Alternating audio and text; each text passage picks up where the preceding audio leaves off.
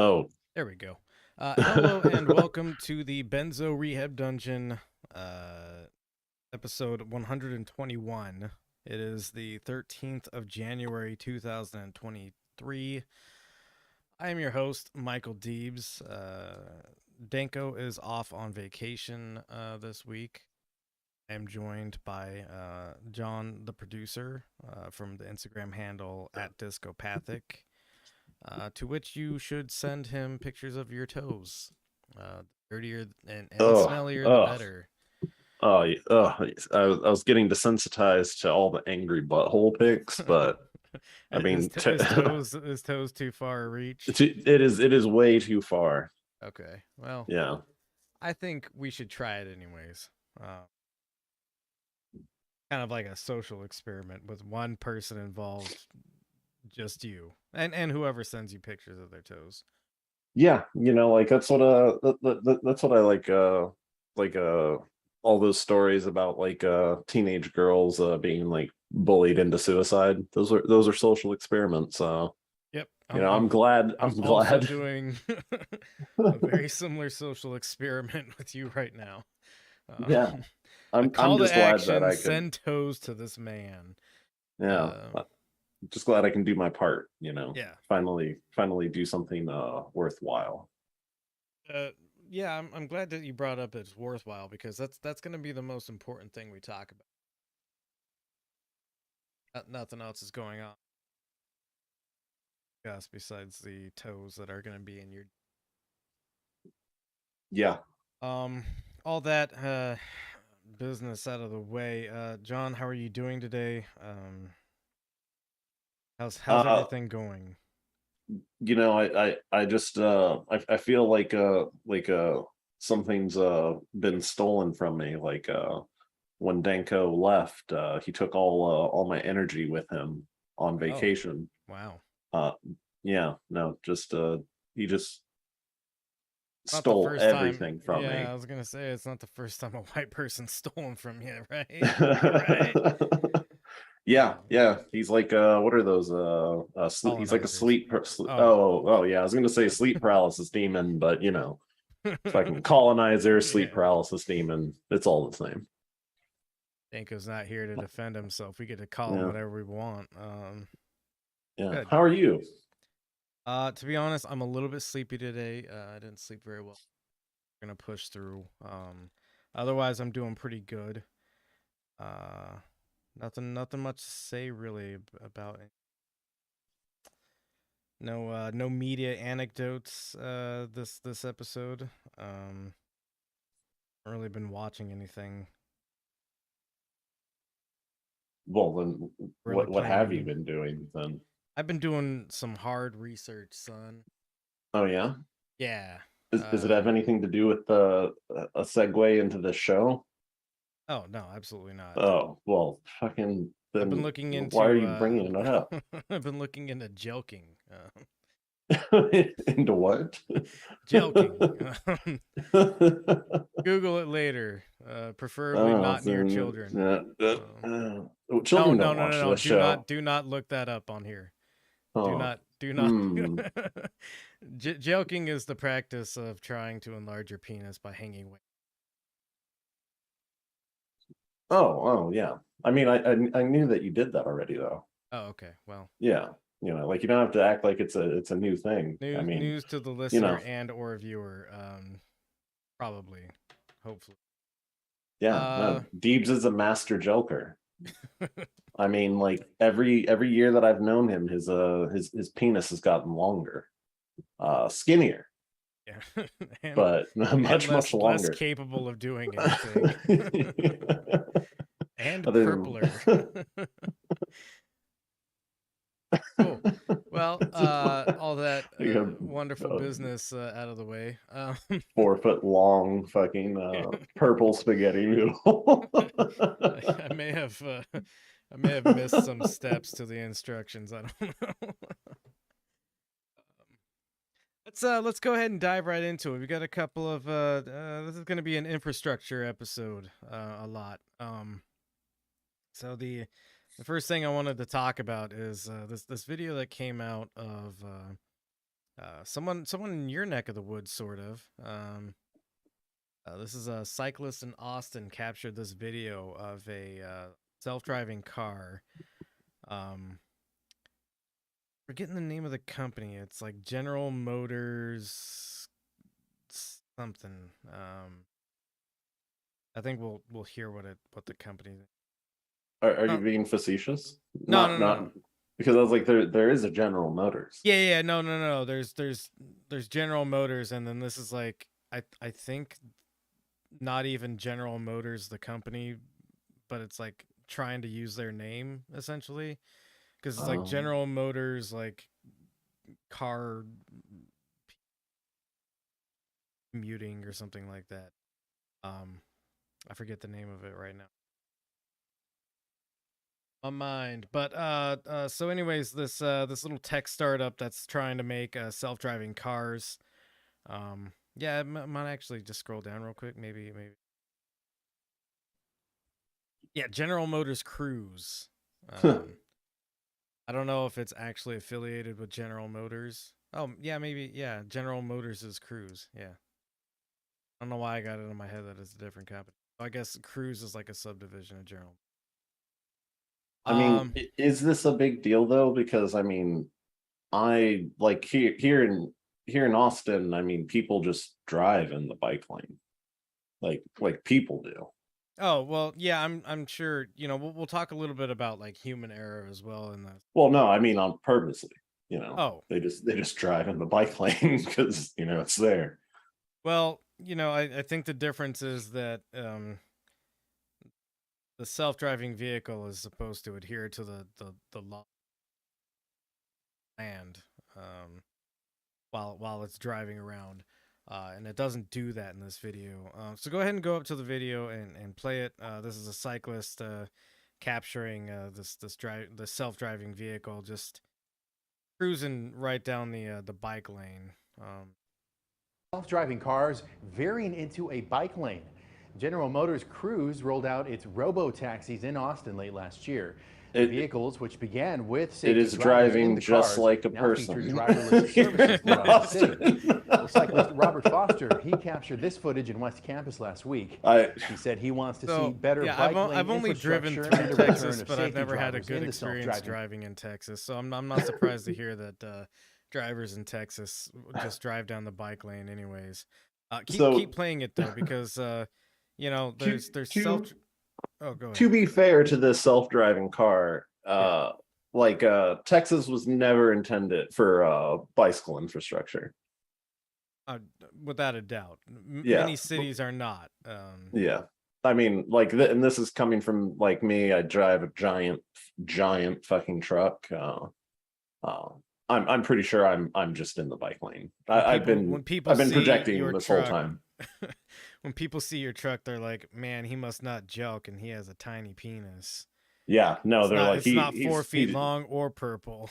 Yeah, I like do like the opposite of joking. I balance on my head, and then I balance a weight on the tip of my penis. Wow! And it compresses. That's my dick right into my body. Yeah. I figured it was going into your body. There's not a whole lot of places else you can. It takes a lot of concentration and balance, a lot more than joking. Yeah, I'm mostly impressed by the description of what you're doing. It sounds like very acrobatic feat. Yeah, no, and then God gifts me 10 gallons of diesel every 3 months. And that's wonderful for my truck. I'm glad to hear that. But go ahead and play the rest of this video because vehicles, especially through pedestrian heavy Oh, sorry. no, you can keep playing it. Fuck that guy. That neighborhoods. guy's not important. A lot of bicyclists, if they're rushing to make that, would have been side by side to it, and that's when it would really become a dangerous situation. A Cruise spokesperson said the company is reviewing lane mapping in Austin to improve vehicle safety in the future, and they said a sensor on the vehicle itself. So what now? General Motors' Cruise division says that a sensor on the vehicle would have noticed if there was a bike in the lane. I assume these are the same or similar sensors that are supposed to sense like where the bike lane is in the first place. So, you know, I have some issues with, you know, the hand waving of like, oh, you know, it was driving down the bike lane, sure, but if there was a cyclist in the bike lane, it would have noticed the cyclist. That's just something that, you know, the news is taking on face value, I guess, as a statement from the company. The other thing is, I thought this video showed it, but the light that it's coming up to, it stops at the light, thankfully. But the cyclist comes up parallel with the vehicle and aims the camera into the vehicle, and there is nobody in the car. It is 100% driving all alone by itself, without like a human to take responsibility for it if it like starts driving all bonkers and crazy. So that you know, I mean, I'm being 100% serious. It has driven better than most people I've seen in this city. I'm not impressed at all.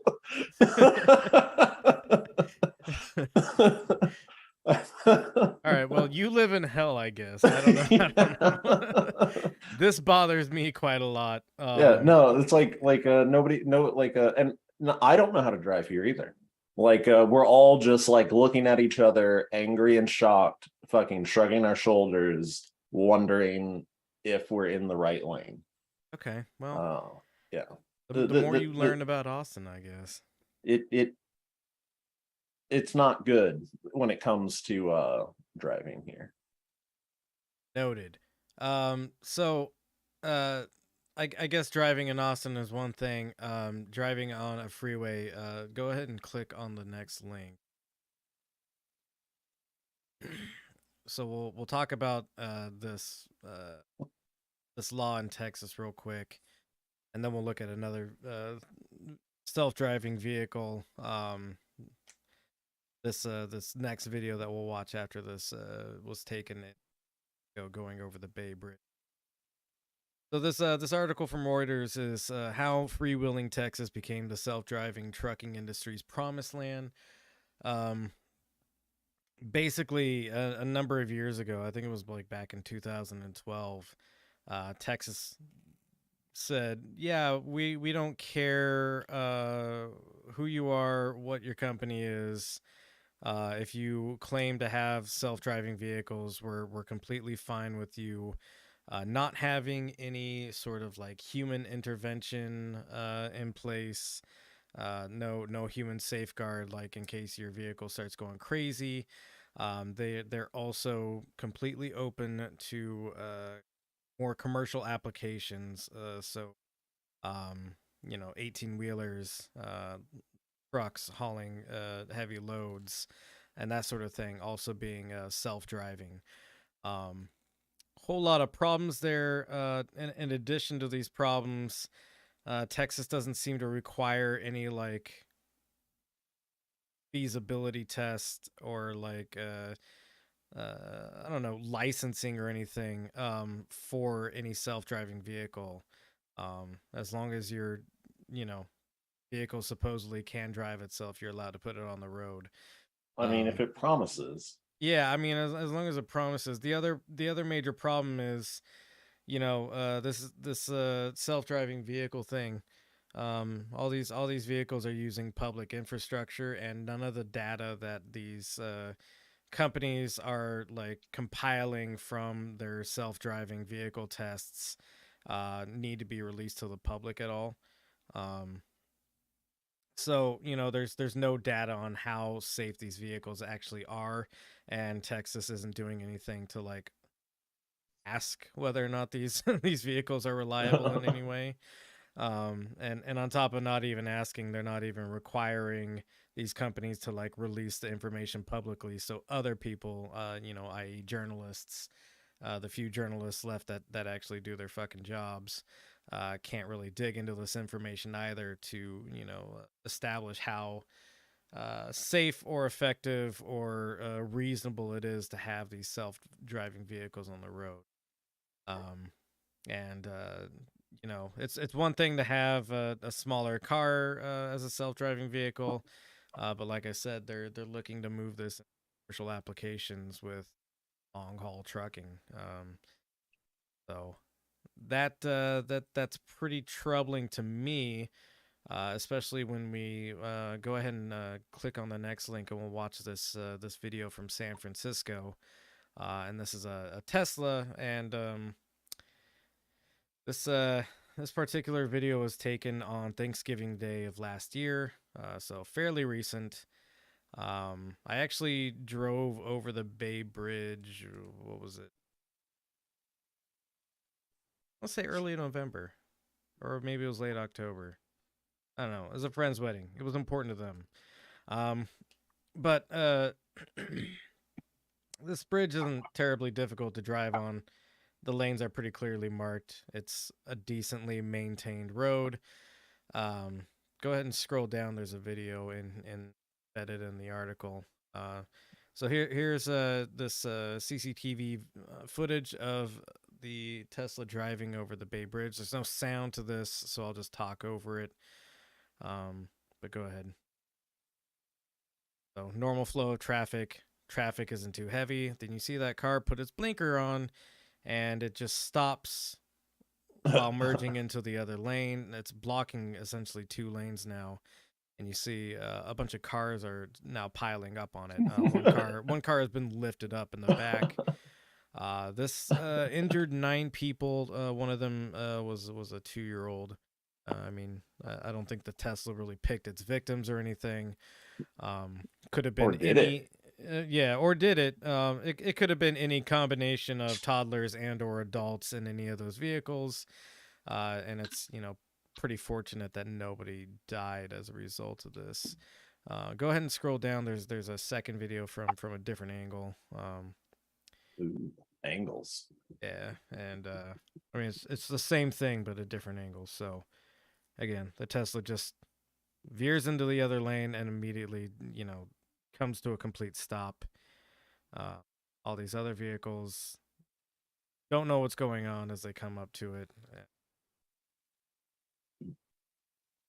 I mean, maybe it uses Apple Maps. Yeah. Well, I mean that's part of the problem, right? Is if it's using GPS to establish where it is in the world. That's a really unreliable system when it comes to something as granular as what lane you're in. I drive all the time, and I use GPS to get to some of the locations I drive to for work. And sometimes the GPS will kind of get out of sync, and it'll think that like, I don't know, especially like whenever I go like underneath underneath an overpass like this, it'll lose signal a little bit, and maybe it'll think that like I'm actually on the overpass instead of under it, and it'll be like, oh, you're on the wrong route now, recalculating, whatnot. So if it's using GPS at all to like establish where it is in the world, that's a problem. The other problem is that these sensors that they use to like drive between the lanes, it's a machine trying to interpret images, and these images could have some glare on it. There could be some wear on the road that kind of blurs the line so much that it can't read the lane anymore. Like where a human would be able to like kind of intuit where the lane is if there was a little bit of glare in their eyes. the robot has no fucking like volition or like sense of continuity outside what it can like immediately sense. But go ahead. Yeah, no, I was gonna say back to Austin roads. I mean, half of our what is considered a highway, there's barely perceptible paint on the ground. Yeah, and that's, you know, one of the major issues is these self-driving vehicles rely heavily on the infrastructure being like in mint condition, which we don't live in a country where any of our infrastructure is in mint condition. And you know, yeah, people are also susceptible to errors made as a result of this, but I don't know very many people that would just like veer into a lane and then come to a dead stop like that. That to me is a little bit beyond the pale of like what a human would do. Move to Texas. All right, well, I'm sorry that you live in hell, and I don't know what to tell you. I'm sorry that Texas sucks that much. Like I said, I've only driven through Texas.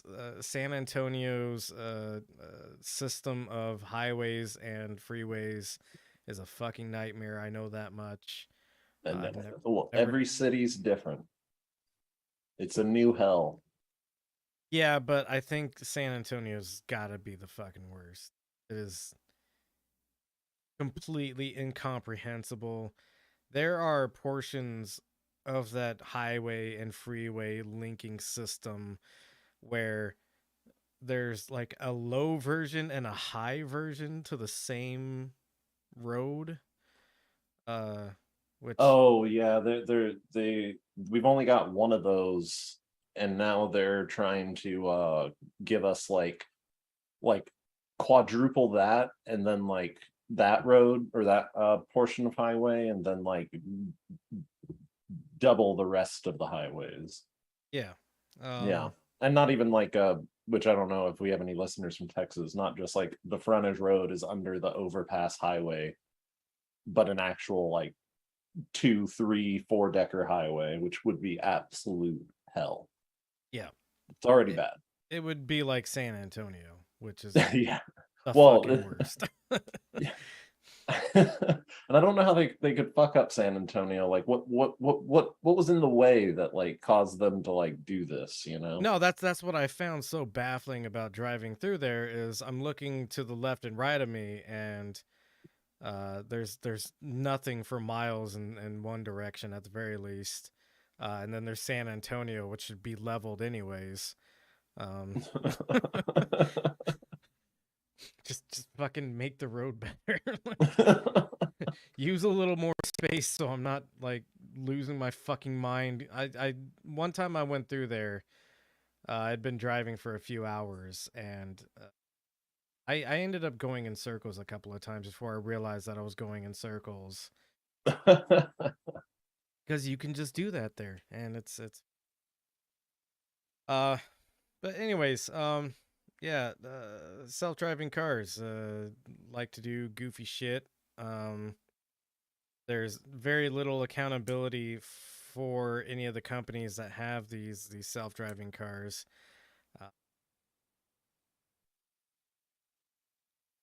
And basically, it's like all 50 states, to one extent or another, have basically authorized self-driving cars in one way or another.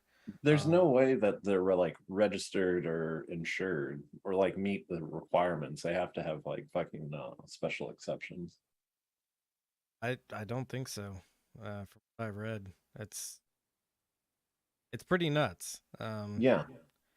And you know, again, I drive a lot for work, and more than one occasion I have seen Teslas do like really weird shit on the road, and I'm pretty confident every time I see a Tesla do something like that, self-driving, or I mean there's a person in the vehicle, but the Tesla is like on self-driving mode, and I don't think they're reliable. California's roads are going to shit all over the place. every other state in the country Yeah. is having this problem because we don't spend money on infrastructure.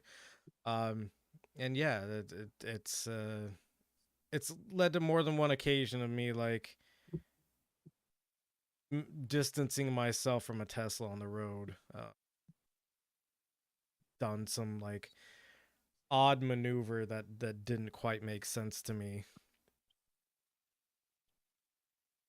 But yeah, that's kind of basically it I had for self-driving vehicles is these two incidents, and then also to kind of raise some alarm about how lenient states are being towards the idea of self-driving cars, and again how they're moving into commercialization of this quote unquote technology. So, imagine if the Tesla that we're seeing here in this video veers into a lane and comes to a stop. Well, imagine if that's like semi truck. That's going to almost certainly fucking kill people. Oh yeah, yeah. There's no way that the AI can take enough speed to be a long haul trucker. Yeah, exactly. And what is a self-driving truck gonna do once it gets to the truck stop? Yeah, are we gonna have to have robot hookers in the parking lots now?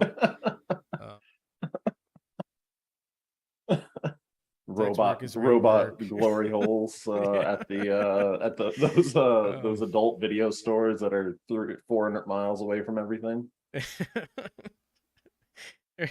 There's inside the robot adult video store. There's a robot with its like feet kicked up on the counter and a mustache for no reason. Hello, what are you looking for, partner? That's just like a gross robot.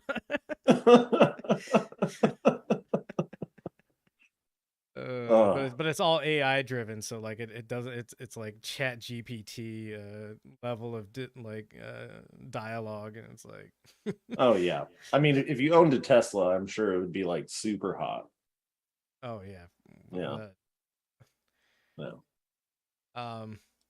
So we can go ahead and skip the next link because I already talked about California's like leniency with it. We can go. There's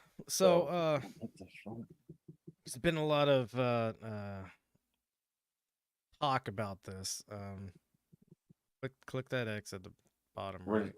There's an X at the bottom. Oh, okay. How do I get rid of this? You just gotta scroll down, man. No, it won't. Oh, but to read the title, you have to look at the fucking giant banner. Yeah. Okay. Welcome to advertising and journalism. Very cool. So a U.S. federal agency is considering a ban on gas stoves. A lot of people are getting all bent out of shape over this. Go ahead and scroll down. It's the Consumer Protections Agency, I believe. I just watched MSNBC being like smarmy about everybody freaking out about this. Smarmy in what way? That I'm pretty sure this that they're pretty sure that this agency is not banning gas stoves. Oh yeah, no, that's almost certainly true that okay. They won't do that. Because we'll talk about it in a little bit, but the oil industry has a very vested interest in quote unquote natural gas appliance market. So a federal agency is considering a ban on gas stoves, a source of indoor pollution linked to childhood asthma. Richard Trumka Jr., a U.S. Consumer Product Safety Commissioner, set off a firestorm this week by saying in an interview with Bloomberg that gas stoves posed a hidden hazard and suggested the agency could ban them. Trumka confirmed to CNN that everything's on the table when it comes to gas stoves, but stressed that any ban would apply only to new gas stoves, not existing ones. Out about this because it's not really to freak out about. The CPSC, yes. has been considering action on gas stoves for months. Trumka recommended in October that the CPSC seek public comment on the hazards associated with gas stoves. The pollutants have been linked to asthma and worsening respiratory conditions.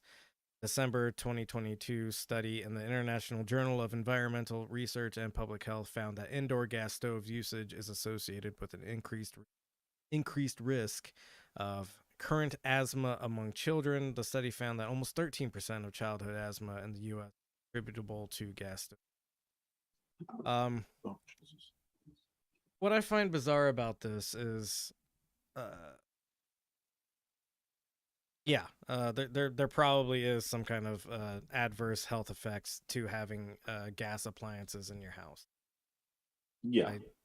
Without a doubt, I believe that it's not good for the environment. It's probably not good to have in your enclosed house space. But I find it incredibly odd that this is going to be the thing that is considered when we're talking about banning gas appliances. I don't know how much you interact with gas appliances, but I've worked on a couple of like industrial, boilers that use gas, cooking ranges that use gas. I just know that my apartment got rid of its gas boiler after the big freeze here, and the new electric boiler sucks. Well, that's probably not the electric boiler's fault. Well, I mean, they probably just got like one that's not the right size or something. Because typically, the electric is this like for heating air or for like hot water? Hot water. Yeah. Typically, the electric ones are actually more efficient. Again, they probably don't have the right size for it. I'm pretty sure that the old one didn't have any like temperature safety settings or anything. Oh yeah, like that's probably definitely also a factor. Sometimes which I loved. I love the hot I do the get sauna that I could turn my my bathroom into. I am sympathetic to that, and one of the only like positives of gas water heater is they're typically a little bit quicker to heat than an electric element one is, but overall the efficiency lean. But anyways, I think it's bizarre that this is kind of like the driving conversation behind whether or not we should ban gas appliances, because our gas infrastructure fucked, to put it mildly. We have decades old pipes underground that way past their like useful life, and this is primarily for city spaces, of course, because if you're kind of out in the boonies or outside of like the city infrastructure, probably what's happening is you've got a company that trucks it out to a tank that you have on site. And I think that's actually much more safer and how we should manage gas infrastructure. If you really can't give up your gas appliances, it should be a service that you pay to have it brought to you rather than something that's piped underground. I think it's still even cheaper that way too. It almost certainly is cheaper because in order to put and again, we're talking about very old infrastructure that needs to be replaced. In order to replace a mile of like gas transmission line, it's typically around $2 million for and I don't think money is real, so the reason I bring up the money factor of it is because this also means that it's a lot of material and labors that are just kind of being wasted on something that's going to have to be a couple of years anyways. And I think it's just a really dumb way to and part of the reason that we have this infrastructure of gas transmission is because it was pushed so hard by the oil industry that cooking with gas was like the way to cook. They like bribed tons of people. They put out a bunch of misleading. Get into that a little bit later. But first, what we'll do is we'll go to this next link, which has a video about a building in New York that quickly became a pile of rubble. You're going to have to click that X again. And go ahead and play this video.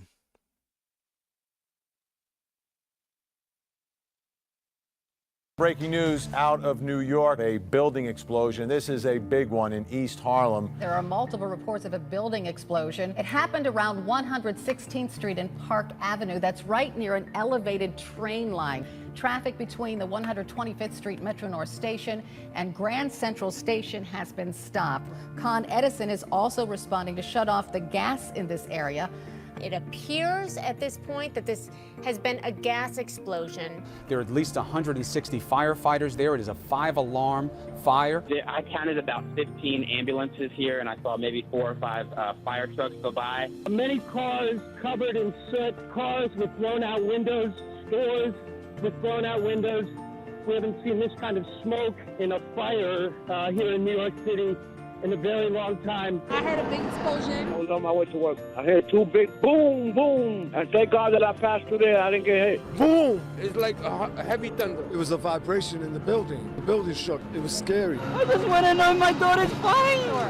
I could still see members of the fire department, police officers going hand by hand, picking through debris. At nearby hospitals, at least 60 people are recovering from wounds. Some are still missing. Multiple people are confirmed dead. This is a tragedy of the worst kind because there was no indication in time to save people. Everyone is shaken, but we're all sticking together and working through this. As this community grieves, authorities are now... So every time you're near a gas pipe, that gets exposed, like from the wall or from the ground, I always smell gas. Yep. Yeah, it's almost impossible to 100% seal these systems up. Also, we'll talk about why you smell gas all the time when you're in a minute. So this is a building in New York. Couple of years ago that was just immediately reduced to rubble. You see they've got this piece of equipment here that's kind of like sifting through the rubble, but that's all just from the explosion. They didn't demolish the building or anything. That they were searching for bodies with that piece of equipment. As you heard in the video, 60 people injured from this. Forget how many people exactly died. Go ahead and scroll down because there's some more information that we need to look. So those 2 New York buildings where 8 people died in an explosion were served by a very old gas main, 127 years old to be exact. Wow. There is absolutely no fucking pipe infrastructure, no matter what you're using. Whether it be water, oil, gas, or even and a lot of times electrical conduit, nothing is going to last 120. Not even concrete sewer lines will last 120. A lot of our gas infrastructure is not even just decrepitly old. It's insanely it's ancient. It's it's archaeologically old. But yeah, so gas explosions are happening way too frequently, said Mark McDonald, president of Boston-based Nat Gas Consulting and the New England Gas Workers Association. He says it's an epidemic. And I believe this was back in. Go ahead and scroll up. I think there's a.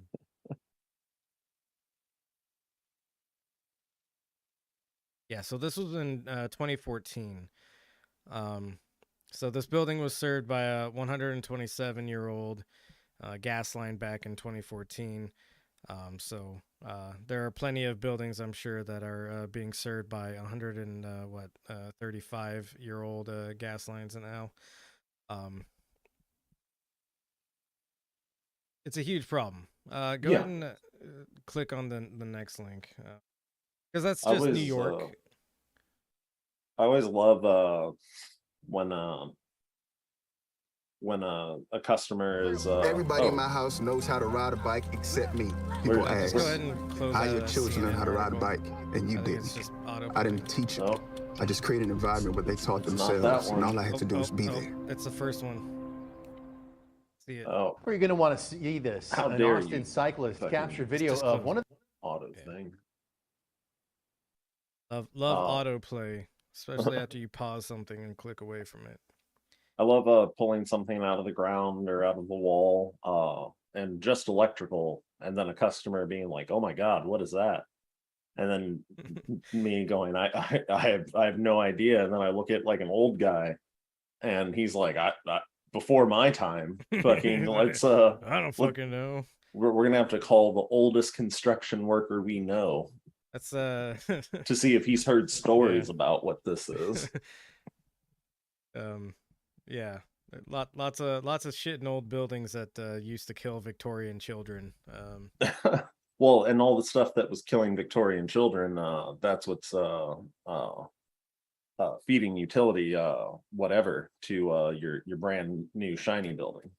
Yeah, absolutely. Doesn't matter how new and shiny the building is. Same bullshit infrastructure, same bullshit problems. Yeah, you're just tying into it. You put some new fittings at the end of a very old system. Yeah, you just dig like a foot back. And there's a Victorian orphan fucking powering your building. Yeah. Pretty much. So this report, this is a couple of years old. I believe this report is from 2017. I'd say at the top if you can scroll up real quick. Whatever. Oh, it's 2015. It says in the URL. So aging infrastructure, how big of a deal is it?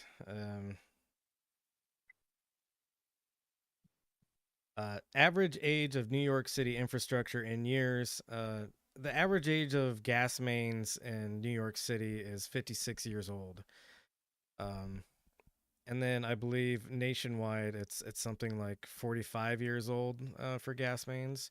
So we're talking about like infrastructure that's definitely in a middle age crisis. Nationwide onshore natural gas transmission pipelines primarily were installed between 1950 and 1969. Something like 45 years old at most gas pipeline infrastructure built, and still pretty much kept in the same condition, or not kept in the same condition, but using the same material that was originally put in. Go ahead and scroll down. So the number of incidents per 10,000 miles of onshore gas transmission, you've got two major spikes in this graph. If it was a piece of infrastructure that was installed before the 1940s, you're looking at least 6 incidents per 10,000 miles of pipeline. And mind you, we have like millions of miles of pipeline, so that's why they're counting it by 10,000 miles. There is a shit ton of pipeline in this country, specifically for gas transmission. And then you'll notice the other spike is on the far end of it. which is if it was installed in the 2010s, it's actually extremely dangerous. And the reason being is that, not to sound like an old guy or a boomer or anything, but they really truly don't make it like they used to. And part of the reason is that, a lot of these newer projects are rushed because capitalism has done nothing but, try to cut costs on, something as important as putting gas transmission pipeline in properly. You cut your costs by getting the lowest paid workers you can, who are often people who are either new to the field or don't have very much experience, and so you're able to hire them at a lower rate, but paying for that, I mean, they don't end up paying for it. Whoever gets blown up by these pipelines ends up paying for it. But the other thing is installing anything. You either find out very quickly that you fucked it up, or it works, and then it's not a problem. And so whenever you install a lot of infrastructure all at once, you get a necessary spike, because not all of it's going to be done perfect. There's going to be some issues. And so you have an initial rise in incidents when you install new infrastructure like this. Like I said, you find out very quickly whether or not it's going to last for its whole entire lifespan, and whether or not you need to immediately repair the work you just did or not. Go ahead and scroll down. Yeah, well, and also on all these projects, so much of it it's not even pieced out by trade. All the plumbing is done by one all the gas pipes done by one plumbing company. Right. It'll be done by 20 plumbing companies, because they've bid out every little individual section that they possibly can. Yeah, I mean, when you're talking about tens of thousands of miles of infrastructure that you're installing, this necessarily crosses over several municipalities who all have slightly differing ways of going about sourcing, their contracts. I mean, even in the same local area, of course, some pre-construction thing that needs to be done to the ground will be done by a contractor, and it'll say specifically for an underground electrical installation. And then later on, it could possibly be another contractor that then has to go work off of somebody else's work and then make it work. And then different trades working against each other. They're always all the contractors are threatening to sue each other, the builders threatening to sue everybody, and then the owners threatening to sue everybody. Yeah, I mean, if you ever want to witness a whole lot of high-level drama, get multiple trades of contractors in the same room. I don't know, adjacent projects. Who fucked up whose shit? Nobody's going to be happy. At least one guy is going to threaten to sue somebody else. It's always fun, and I've been I've been the mediator. Fight each other. I've been the mediator in several of these disputes, and fucking exhausting. And it's always the most wannabe hardcore looking guys, with the wraparound shades and a backwards hat, I'm fucking hardcore construction guy that'll be I just can't fucking do this anymore. I just can't. Pretty fucking funny. Contractors generally suck. And most of the people who are project manager or the foreman, those are usually some rich kid that just kind of fell into the position, and he's benefiting heavily off of all of the actual skilled labor that works for him. Oh, especially for the general contractor. Oh the, yeah, well, the general contractor is it's not required that they have any type of actual trade skill. Nope. They don't have to know how to do shit, and oftentimes they try to step in and start doing shit, and then they make shit worse. So go ahead and scroll down just a little bit more to the next graph.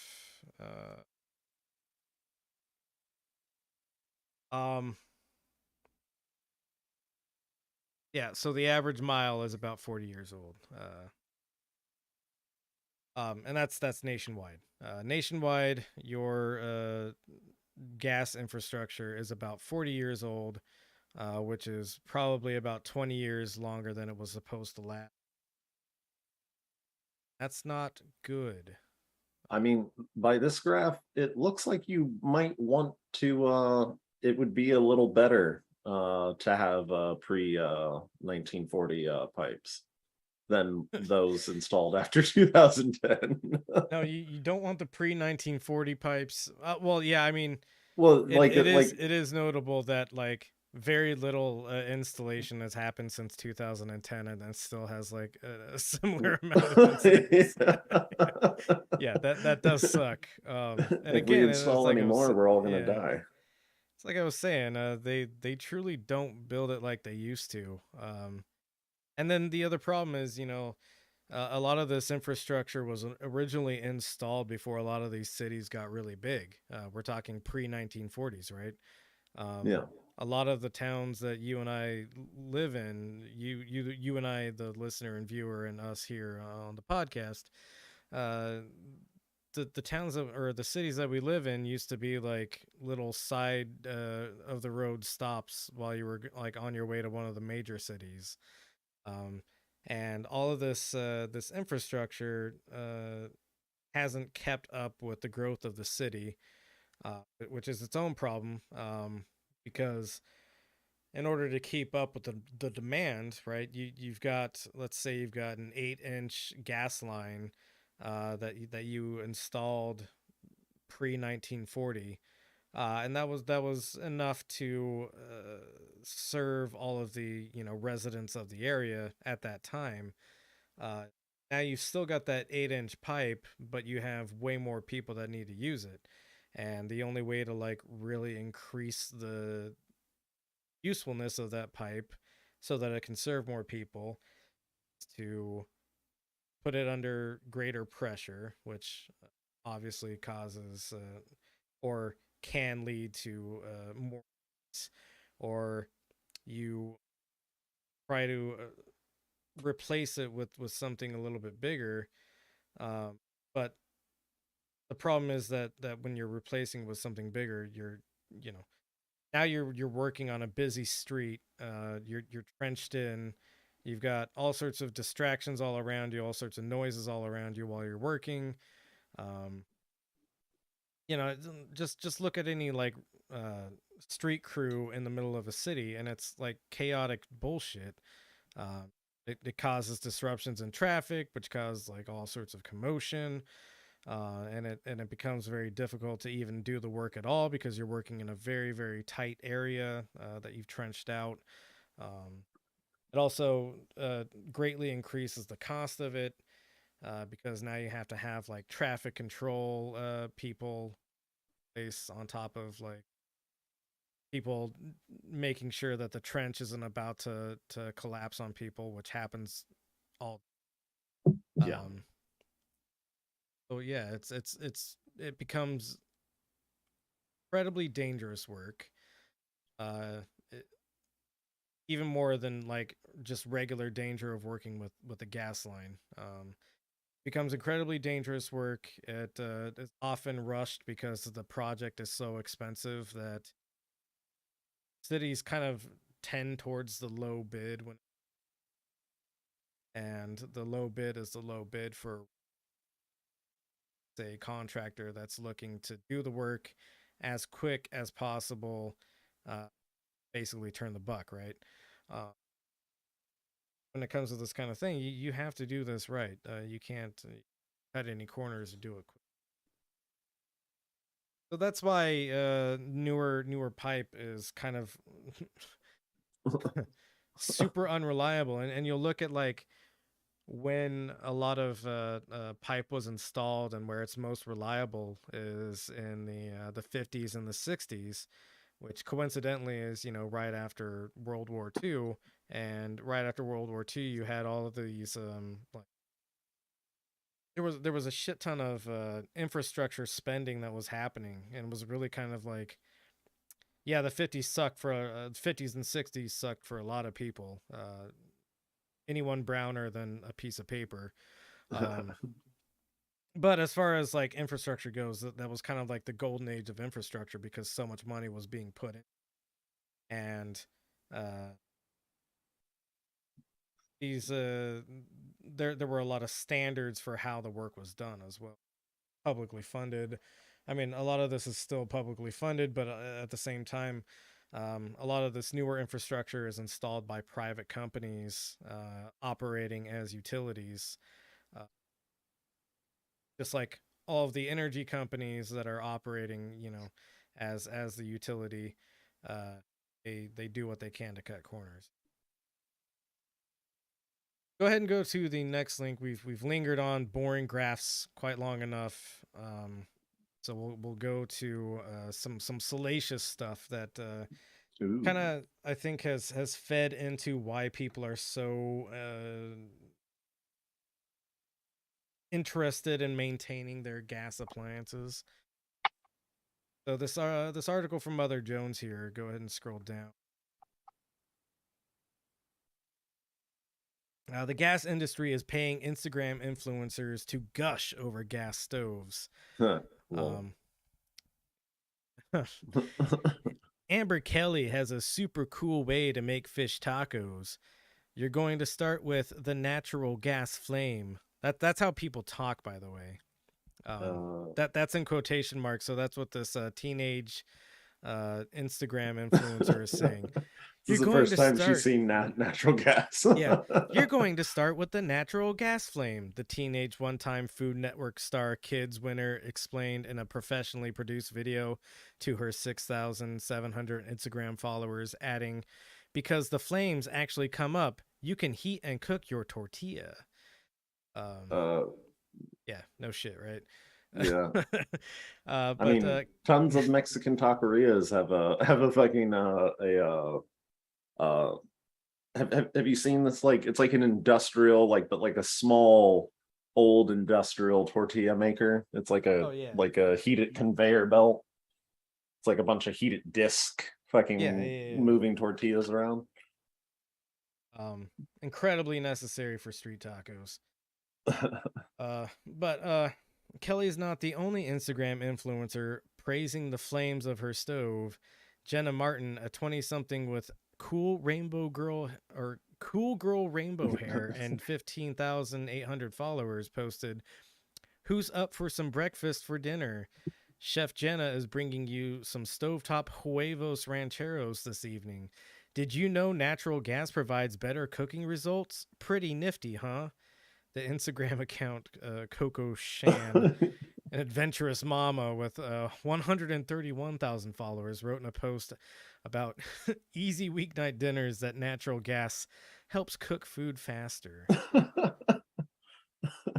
So, I mean, like, the absolute, like, AI quality writing of these, like, ads, first off. That's funny. But we'll have real people act out AI scripts. Yeah. Did you know natural gas provides better cooking results? No, I didn't know that. Thank you for letting me know.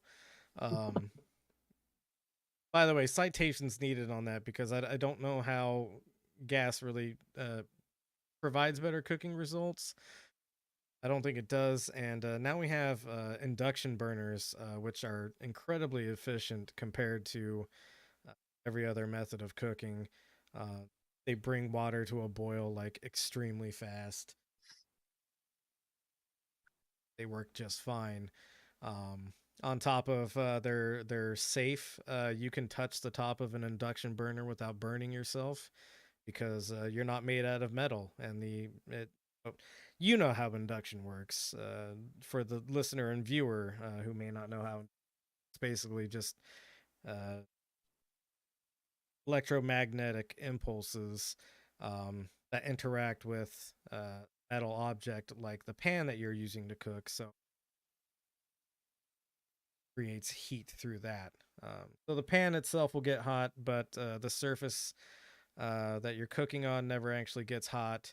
You can basically, contact with the pan is going to make the surface a little bit hot, but the second you remove the pan, it immediately starts cooling at a rapid rate, and so you can like pretty much touch it immediately after you lift the pan off. You heard it here. Lick your induction burners. Fucking do it, man. I don't care. It's like 100% completely safe. It's pretty fucking cool stuff. And if you've never cooked on an induction burner, I recommend you find a way to give it a try, because it's pretty rad if you ask me. But the gas industry has pushed this. They're moving to social media influencers now, but for decades, this is why every like professional kitchen has a gas range in it, because it was pushed as like, no, this is the future of cooking, is cooking with gas. Forget all your old methods of cooking. Gas is the new way. One of the things that the gas industry kind of ran into immediately is that, go ahead and click on the next link. And this is why I think it's dubious that gas is even good. Zoom in a little bit if you can.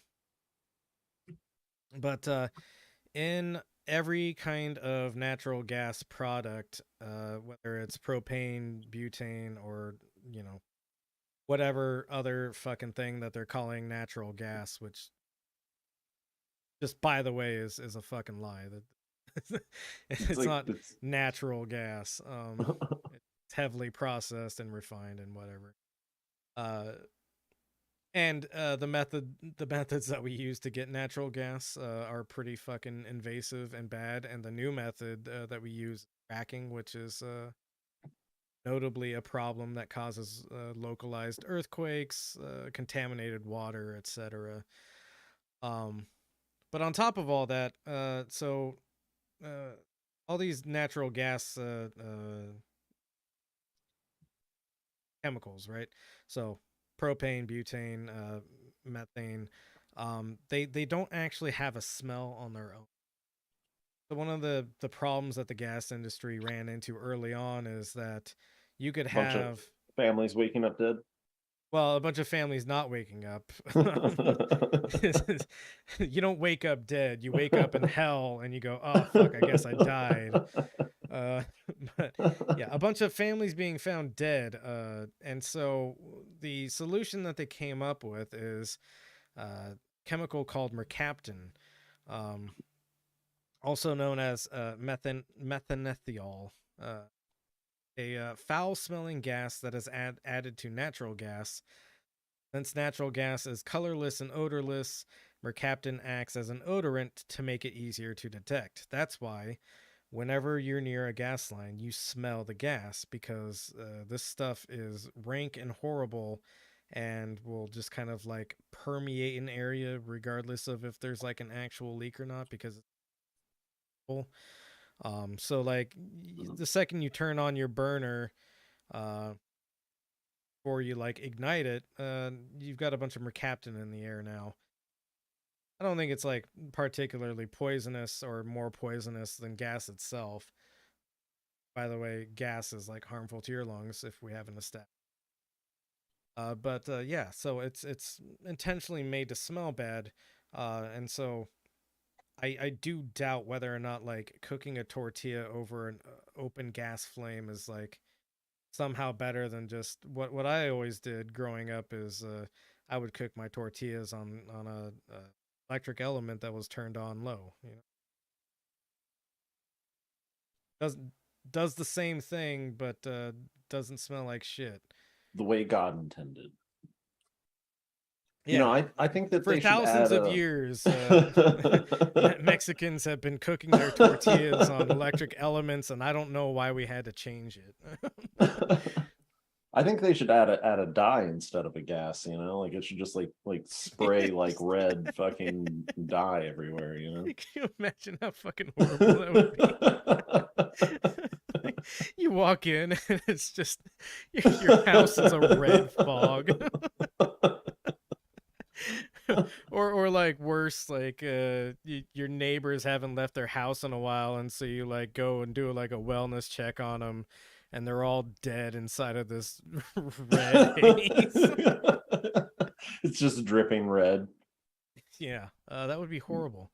Maybe that's where all these horror stories about like bleeding walls and stuff come from. Maybe, no, they didn't. Maybe they already tried the dye. Maybe, I don't know. So one other thing I wanted to bring up about gas and why I think it's kind of fucking stupid to have gas appliances in your house. Obviously there's a lot of electric alternatives, and you know, some of them are better than others, but like at least they won't blow up ever. But the other thing is what's really bizarre to me about this gas appliances and the home thing is I worked for a chemical company for a while, and we had a lot of flammable chemicals, kind of large quantities, and none of these chemicals were more flammable than propane or butane. But any electrical devices that we had around these chemicals had to be what they call explosion proof, which is basically like you have a light fixture, and the light fixture now has this big rubber seal, and you have to like tighten it down to a certain torque so that the seal is good, so that no gas can ever enter into that light fixture, because electricity is sometimes hot, cause an ignition. What's weird to me is that you have, there's a arc every time you flip a switch. Yeah, every time you flip a switch, there's kind of like a necessary arc that happens, right? Yeah, which that arc is hot enough to ignite like anything. Yeah, right. Yeah, it's an electrical arc. It's hot. And that's, you know, that's typically what your burner on your stove is ignited with, is just a quick electrical arc. And so that's what's always been bizarre to me about gas appliances in the home, is there is no requirement for all of your fixtures to be explosion proof, while you have something that's incredibly flammable. And in any industrial environment, if you had, you know, this amount of gas in a room, you would have to make that room explosion proof with all of its fixtures. So yeah, I mean, that's where you get all these explosions out of nowhere. A leak develops in a house, and you've got an electric system all over, right? Like, yeah. Your lights, your outlets, everything, and you plug something in, you flick a switch, and now you've leveled your house. Oh, bless you. You've leveled your house and your neighbor's house, and maybe put shrapnel through the window of the house three doors down from you. Yeah, it's incredibly bizarre. And then the argument, go back to the, no, we closed the CNN article, never mind. But don't worry about pulling it up again. But they of course reached out to an oil and gas executive spokesperson to weigh in on like what they think about the gas ban. And you know, the spokesperson says something to the effect of, retrofitting a home for electrical appliances is extremely costly. And you have everything that you need though. Exactly. If your house is built before fucking 57, you've got everything that you need. You already have an electrical outfitted house. You buy like all houses that are built anywhere that has like any kind of like building oversight at all. Your house has to be able to support an electric range. That's true. And just because you have gas doesn't mean that you can't not have the electrical means to do it. Yeah, and worth pointing out that many, or I guess basically all gas ranges nowadays also have an electrical hookup, because usually got and it's the same plug. I guarantee you, it's going to work off, because the house is already going to have the electrical infrastructure there by necessity of calling it a house. Right. It probably works off of the same fucking circuit that your electric range would work off of. So reason I'm pointing that out is just, be aware that these companies have absolutely no issue just fucking lying to you. And if you don't know about like how all this stuff works, which is understandable, I posted a bunch of information on the Instagram story, kind of going into some of what we talked about here, but not quite as in depth. And I got a ton of messages of people saying, "Wow, I didn't know all that stuff about gas lines."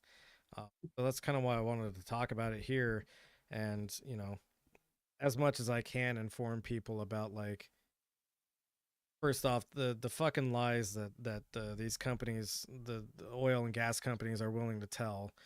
And if you don't know any better, like if you don't know that like there is actually no process that you need to go through really to retrofit your house to work, to have an electrical appliance, then you might buy the line that like, oh yeah, maybe it's too expensive for me to switch over to an electric appliance. I'll have to like redo all my electrical or something, right? That's what's gonna have to happen, right? That's not true. They're lying to you. They spent millions of dollars running the propaganda on this, because a lot of times the infrastructure was built by the city at the expense of taxpayers, and these companies make a huge amount of their fucking profit on feeding gas into your home. They don't care whether or not it's going to blow you up, because they're ultimately not going to be held responsible for it. Maybe it might be kind of expensive with the type of because you might need some retrofitting, because things have changed. The nature of the circuit that you have is probably the wires, the voltage, the amp draw requirement of the wires is probably there. Maybe the connector or the plug, the receptacle that you need for a new type of stove might need to change. And a lot of gas ranges operate off 120 volts. A lot of pure electric ranges and stoves run off of 240. There are tons of small transformers you can buy. There's more than one way to upgrade pretty easily. And honestly, those stoves, the 220 240 is essentially the same thing. Like it and even if like you live in a really weird house that runs off of a 208, your stove probably has a 208 function with a but we don't honor our 20-year warranty. It's like a 7-year warranty or something, it's just going to be like they're gonna say we want it to be 222 or 240, but it can run off of 208. Not necessarily though, but it's not that big of a deal. It's not super complicated. There are options. Now that we've gotten way too in the weeds on this, let's switch gears, and we're gonna go to Cop Watch. I wanted to have a sound that we played for this, but for reasons I am completely unaware of, my soundboard isn't working all of a sudden. I've tried to put all the settings back to where they were initially, and when I do that, I get this horrible sound that sounds like, I don't know, somebody putting like a beat drum up to your ear and just like smashing it. No idea what's going on there. I'm gonna try to fix it when I have time tomorrow or the next day. But yeah, I wanted to have a little like a little whoop whoop sort of thing, and then it would say Cop Watch, but wasn't able to get that done. But Cop Watch, this has come to my attention. This is a movement called Stop Cop City, which wow, just I'm always on top of cop news, and I haven't heard about this. Yeah, it's pretty bizarre that because same, I'm usually pretty on top of cop news too. So this movement called Stop Cop City that I wanted to highlight, and basically the long short of it is the Atlanta Police Foundation in cooperation with the city of Atlanta is going to use something like 85 acres of forested land to create a giant cop training ground. They're also saying it's going to be for like firefighters and EMS responders. Which, I mean, they're saying that because most people hate cops, I think, and because the city I was working for also had a little like fire training compound that inexplicably mostly got used by the police. Yeah, and I've worked on one of these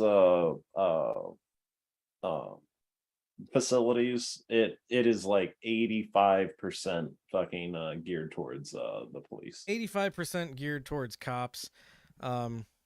I've seen some pretty fucking troubling things because when I was working for the city, part of my purview was maintaining this training facility.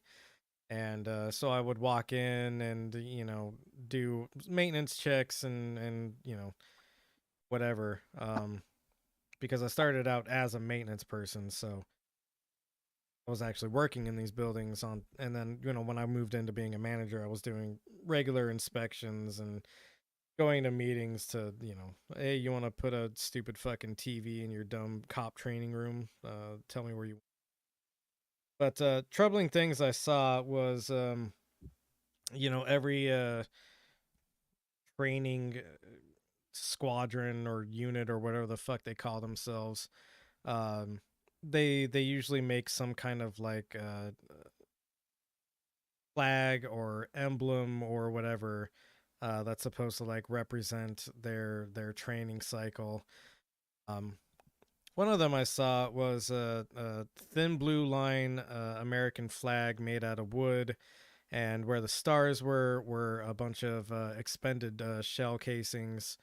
Oh, expended ones. It wasn't even just bullets. It was like, yeah, no, we've shot these fucking bullets. Yeah, it was a bunch of expended shells. You could see the dents in the backs of the firing pins. But yeah, so there was that. They had this pretty grotesque wall that said like "End of Watch" at the top of it, and it was like every cop that's died in California for like the last 100 years had a picture on there, and then it had it's like a bunch of guys that crashed their cars drunk. Yeah, didn't really give any explanations as to like how exactly they died. Yeah, because it's like 2 to 8 cops, or like 2 to 12, I guess. Maybe a bad or a good year to bad year, depending on who you are. Maybe fucking like 18 cops are like killed violently or something. Yeah, a year. It's a very low number. Being a cop is actually an extremely safe job. famously, people bring this up a lot. Being a pizza delivery person is a more dangerous job. Being a roofer is a more dangerous job. Being actually all the construction trades. Yeah, all the construction trades are more dangerous than being a fucking cop. Garbage men, it's more dangerous. A lot of manufacturing jobs, even ones that are meeting like safety requirements, it's just like inherently a dangerous job. You know. Yep. It's more dangerous than being a cop. It's only more dangerous. You're more likely, like everybody around a cop is more likely to get hurt than a cop. 100%. And then with a cop being there. Yeah. But yeah, so this end of watch display that they had like I said, basically every cop that's died in California in the last 100 years. Next to it had like I guess what was supposed to be a motivational quote about how you always have to watch your fucking back because everybody's out to get you. Yeah. So basically stirring paranoia in these brand new trainees so that they become like wilder hostile. And crazier than any like weird like crazy shit that fucking like a hunter tracker fucking instructor that fucking I don't know like got in trouble, so he had to like teach the pogues like how to fucking like not be dehydrated in the desert or whatever. Right. Like more paranoid than that guy. Yeah, it's extremely paranoid stuff. There was another one that like really troubled me, but I'm foggy on the exact details of it, but it was something to the effect of like it was this poster that had like a sheepdog on it, and it said something to the effect of like sheepdogs shouldn't listen to the opinions of the sheep that are being protected from the wolves. Oh wow. Yeah, really fucking deranged shit that they teach the trainees there. But so anyways, cops suck. But back to Cop City. So the entire area that this compound will be in is 381 acres. They're saying that they're only going to use 85 acres of it.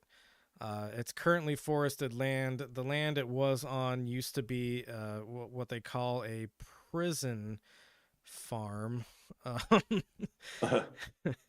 which is a bizarre concept I had never heard of before, but apparently it was a farm where non-violent criminals would basically be locked up and they work on this farm. The stated purpose was that like, well, they need to feed themselves, so what they'll just do as punishment is work on this farm to feed themselves. I don't know the specifics of this farm, but basically it was shut down in 1995. And so this land has kind of just like been gradually reforested. The prison farm itself was kind of like becoming more and more defunct over the years. And so, some of the land just naturally reforested. Now that it's shut down, the land is kind of like basically returned to forest land. You're Cherokee, right? No, Apache. Apache. Okay, I thought you were Cherokee. Because I was going to say ethnically and semi-culturally, Cherokee's a very divergent culture, but still part of Muskogee. Yeah. Everybody's Cherokee. That is that is the one. Yeah, Elizabeth Warren is Cherokee. That chick's white as shit. So what is Cop City according to StopCopCity or stopcop.city, which is one of the greatest URLs I think I've ever seen. What is Cop City? Atlanta Police Foundation is trying to build the largest police training facility in the U.S. in Weelaunee Forest, a watershed surrounded by primarily black residents who overwhelmingly oppose the project.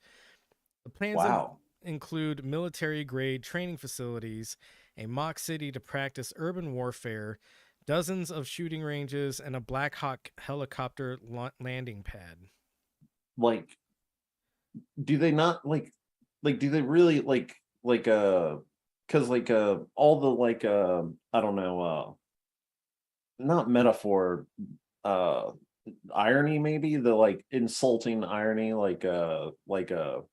well, the Native American tribes like the Muskogee that fought the U.S. government that got put on the Trail of Tears, not the only ones, obviously. Fucking apologies to any other fucking cultures. Just kidding. But they had the gall to oppose us, which I'm like the Muskogee Nation and Creek and fucking the Seminole language has been completely fucking eradicated that we know of. Up until I guess recently, we thought that the Muskogee language was completely fucking eradicated. Fucking and then also now I guess Black people live around the area. It's like, what would be the biggest insult to the ghost of the land and the current people living there? Cops. Yeah, how many generations can you disenfranchise at once? Both people, living and dead. Yeah. The people who take your shit. Yeah. And nobody can do anything about it. Yeah, and it's worse because it's not just regular colonizers; it's fucking cops on top of it. Yeah, it's the guns of the colonizers. Go ahead and scroll down just a little bit. So another thing about Atlanta that people maybe don't know, I think we talked about something similar to this. One of our earlier episodes that we did about how shitty cops are.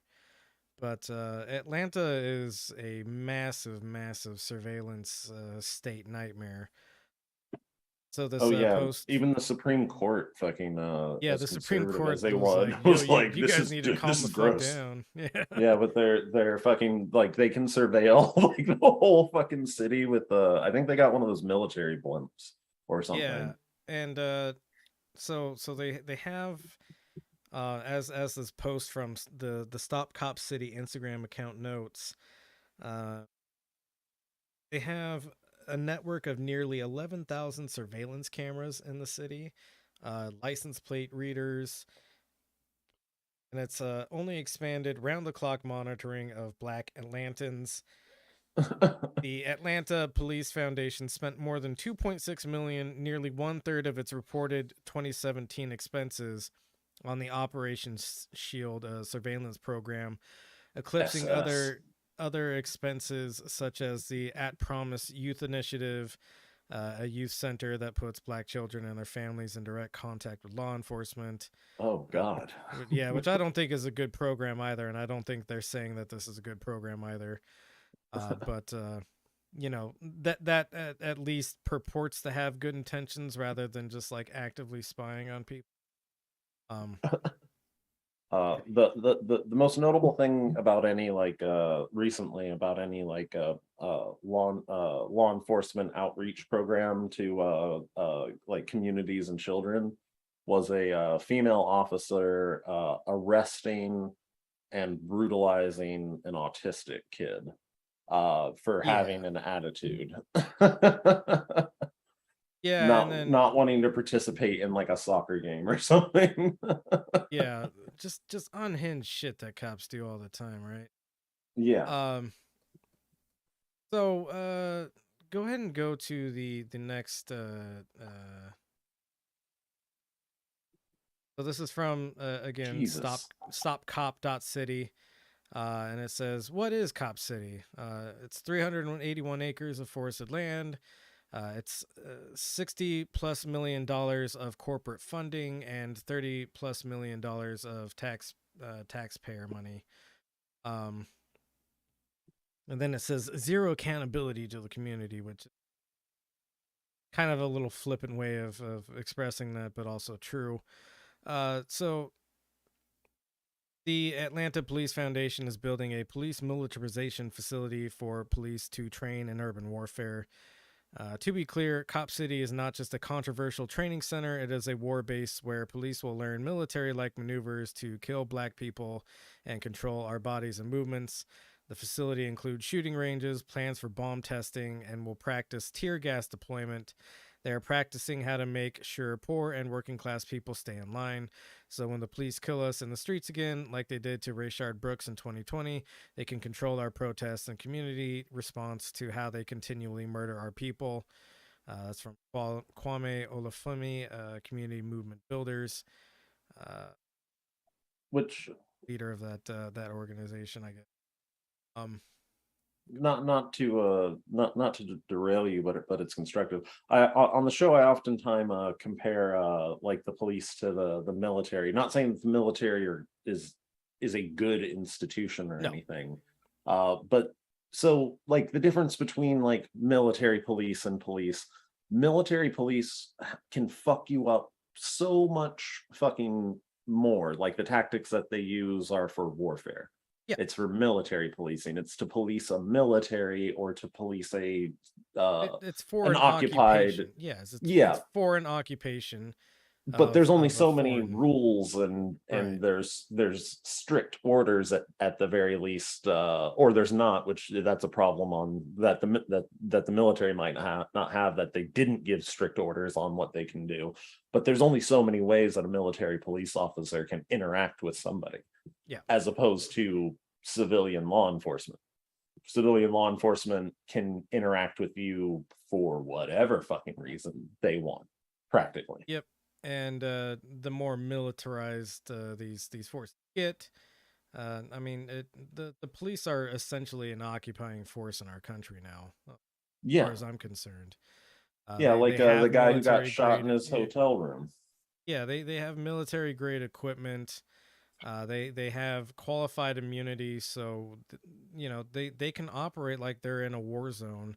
And if they feel like one of the local inhabitants is threatening them, they can open fire because they're technically in a war zone as far as their training and as far as their accountability is concerned. So go ahead and click on the next link, and this is from the Atlanta Police Foundation itself. A couple of things I wanted to point out here.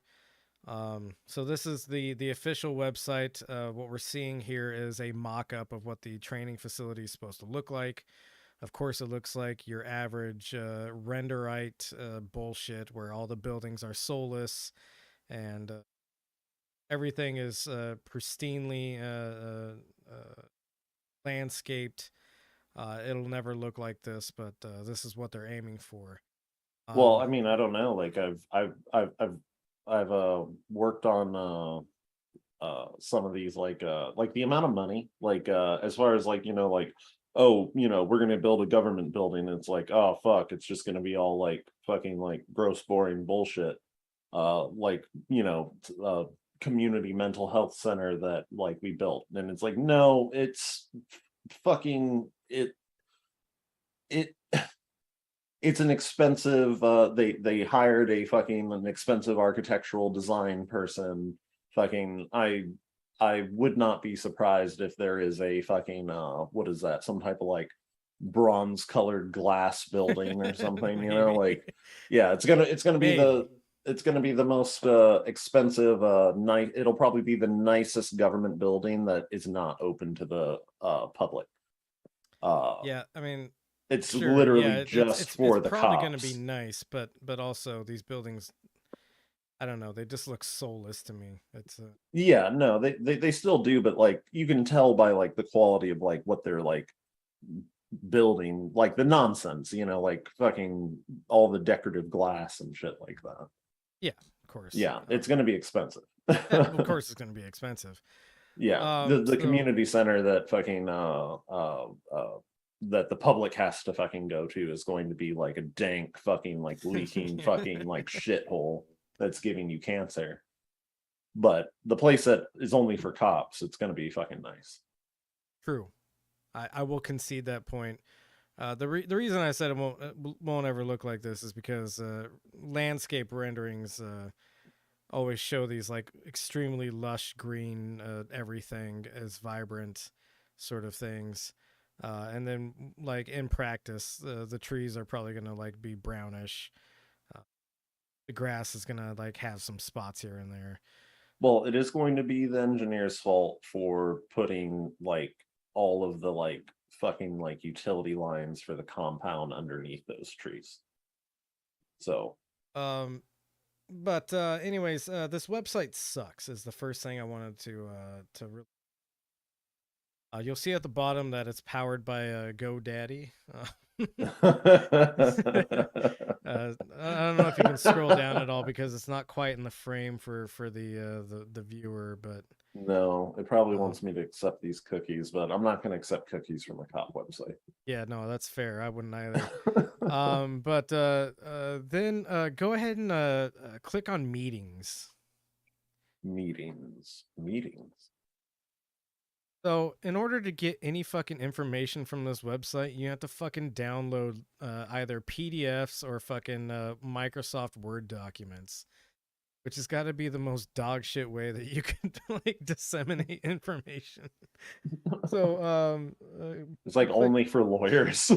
Yeah, that's kind of what I figured out of this. Is like, only if you're gonna sue us. I was interested in covering this topic, and then I was going through this website, and I was like, I don't want to fucking download these documents. But go ahead and click on project studies and FAQ, and you'll see. Yep, it's just the same thing, just a bunch of docx files or PDFs. So that first one, yeah, I didn't go through that one, but I did download the Q&A. And I did us the service of uploading it to a website you can just click on. So go ahead and click on the next link, which I don't know if that makes me like 1000% more competent than whoever they hired to make that dog shit webpage. But it's pretty fucking easy to put text on a fucking link. Like I don't know how they're able. Like, why do you have to download a fucking document in order to get to a Q&A? That's just a page that you should be able to go to, right? But anyways, I put it all into a Google document so that we could look at it real briefly. Go ahead and zoom in, and then we're gonna go through the. I pre-highlighted some portions that I wanted to read. So first question is, how long has the site been owned by the city of Atlanta? The answer: the city of Atlanta purchased the property in DeKalb County in 1918 for the purpose of constructing a prison farm that would house people convicted of nonviolent crimes. At the time, the concept was regarded as progressive, enabling those convicted of nonviolent crimes to work the land, produce their own vegetables, and help provide for their own sustenance. And then when was the prison farm closed? 1995. Insane to me that we still had this kind of thing. I mean, this sounds to me like a fucking plantation. Especially it's pronounced prison farm. Sounds to me like a fucking plantation. And as late as 1995, we still had that in operation. In plenty of other states, we also still have what are essentially plantations being run. Notably, Louisiana basically has plantation slave sort of prison system going on. Very, very fucking bizarre stuff where they like have the prisoners serve the governor's mansion, and then also compete in like a really exploitive rodeo thing. But that's Louisiana. We're talking about Georgia. Go ahead and scroll down to the next highlighted portion. All right, so this next question that we're going to look at, were you aware of the 2017 resolution by City Council approving the city design plan that called for this 380-acre tract to become a green space and part of a larger effort to create an environmentally renewed South River Forest Basin? the city design, the answer. The city design plan was not well known. However, we quickly became aware that some environmentalists had come to embrace this aspirational concept. It is important, however, to know that this 2017 resolution was not binding. It was neither prescriptive nor prohibitive about this 380-acre tract, whose future use remains subject to binding decisions by city council and the mayor, which as of then had not been made. That's a bunch of gobbledygook nonsense for we don't fucking care about your environment, and we don't care what they voted on in 2017. That was an empty promise that we're not going to honor. Scroll down to we're gonna poison a bunch of berms with training rounds. Yeah. Go ahead and scroll down to the next. So this is under a segment called Misinformation about the PSTC, Public Safety Training Center. It's not actually called Cop City. It's called the Atlanta Public Safety Training Center, officially. But it's Cop City in my heart. So misinformation. It's Cop City in actuality. Yeah, it's Cop City in actuality as well. My heart is real. Maybe all the cops should just live on prison farms. Yeah, maybe we should just make a camp for cops to go to, where they can concentrate on all their important cop thoughts. When we need a bunch of people murdered, we'll call them. Yeah, I just think it would be good for them to have a camp where they can concentrate on their cop thoughts. Maybe we can call it a thinking camp. A mindfulness camp. Yeah, a mindfulness camp. Yeah. A concentrate camp? I don't know. But so anyways, the question, is the Atlanta Police Foundation clear-cutting the property? Answer, no. The 85-acre PSTC property has fewer than 20 specimen trees. As a former prison farm, most of it has been clear-cut several times over the past century. It is a fallacy that there is an old-growth forest on this 85-acre parcel. So by 20 specimen trees, I guess what they mean is 20 different kinds of trees. Because there's certainly more than 20 fucking trees on that 85-acre property. They might be talking about a tree that's that's important to the area, I guess. Or become protected, sure. Like here in Austin, I think that we have 3 old cedar trees, ancient cedar trees left or something like that. Right. Yeah. And it's a fucking felony to spit on it. Hell yeah, that tree's fucking earned its keep, man. And yeah, I guess maybe that's probably what they mean is there's 20 important trees on the property. The rest can fucking go. So the answer, while it starts off with no, is actually yes, we are clear cutting it. And maybe we'll save the 20 specimen trees that we noted. Yeah, because the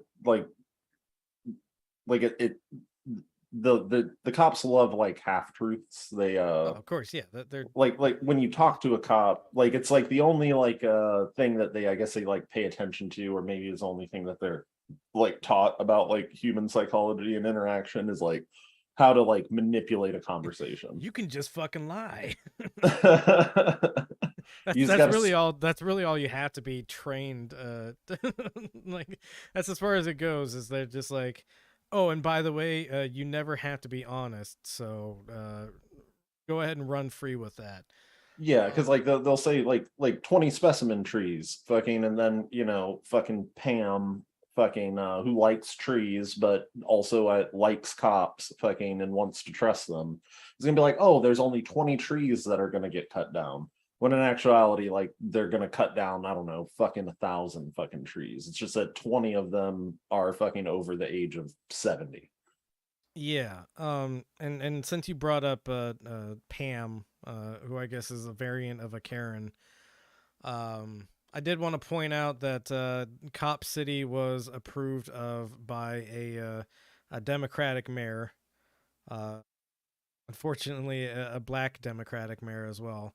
Is it the one that's a former cop? No, that's a mayor of in Michigan. She's not currently mayor anymore. This deal was agreed to back in 2004, something like that.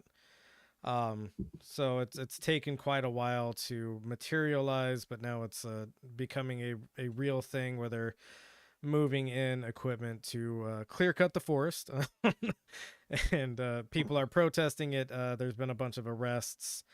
There's been, frankly, a lot of made up bullshit by the cops saying that the people protesting have like rigged up explosives in the area, which, you know, even if it's true, which I don't think it is, even if it's true, I'm still on their side. But yeah, so they're moving construction equipment into the area. They're starting to build this out. And I don't know our viewer demographics, but I feel like all cops. It's all cops. Yeah, it's a mixture of FBI, NSA, and local law enforcement that listen to the podcast. Probably. But like the argument about well, or I guess the delusion or delusion is believing in illusion, maybe, I guess. Fucking that like a constitutional law enforcement offices, like sheriff's departments. The vast majority of elected sheriffs who run unopposed, oftentimes, like judges, they're going to use taxpayer money to send their sheriff's deputies to a place like this. Yep. Which is being run by city cops, which are basically fucking companies. And corporations. Yeah, because the sheriffs want to be like fucking the city fucking business cops. Yeah, after we get through this, I think there's like one more question that I highlighted. If you want to scroll down to that, we'll get into the corporate side of things. Zoom out a little bit. Can you read that? I highlighted a couple. This is basically the last few paragraphs of this Q&A. So I'll go through these real quick. Question: won't this just encourage police overreach and aggression? Answer: just the opposite. Atlanta will finally have training facilities worthy and appropriate to training a 21st century police force. Our conception is for a training center that is publicly accessible and designed to encourage police/citizen interaction to engender trust within our community. Didn't really answer the question there. Just said, no. The training facility is going to be so nice that police will no longer overreach or be aggressive. I don't know how those two things correlate to each other, but and especially given that there's going to be like a mock city that they're able to like do training in, it kind of seems like they're just, again, making an occupational force. Yeah, and I'm guessing that well, I'm gonna go out on a limb and assume that fucking there's going to be little control as long as they meet some type of whatever the state licensing requirement for a law enforcement is. They're gonna meet that, but everything else is gonna be their own bullshit. Yeah, absolutely. And they're gonna have the most unhinged training instructors that teach all of these new recruits that every person that you meet and interact with is somebody that you may potentially need to kill because everybody's trying to get you. It's not going to be good. Yeah, because like in American law enforcement, fucking in the judicial system, the cops who might be defendants or might be fucking a witness, they decide, police decide what best police practice is within the handful of restrictions that can be imposed on them by the court system and state governments. Yeah, and that's why. But both of those things mostly empower them to be able to just tell us what a police practice is or what police training is. Yeah, and this speaks to a greater issue that are very liberal, and I mean liberal as in like fucking liberals, sort of like society that we have, in like how to manage the police. Whenever they make a rule like, hey, this chokehold is illegal, it's good that they maybe made that chokehold illegal, but really all that does is kind of just produce a new avenue for violence that a cop can do, because you've made the chokehold illegal, so now the cop can't do the chokehold anymore. But you haven't made pulling his gun out and shooting you in the face illegal. So he can't do the chokehold anymore, but he can do the shooting you in the face thing still.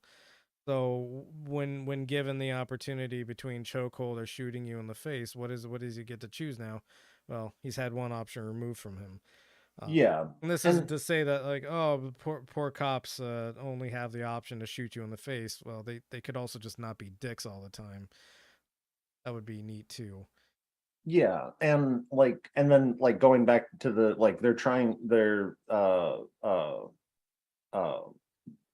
so is the military involved in this, or is it just like people teaching military tactics? I think it's just people teaching military tactics. I haven't seen that the military is like officially involved in it. Where the military gets involved in police forces is usually just by giving them equipment. Yeah.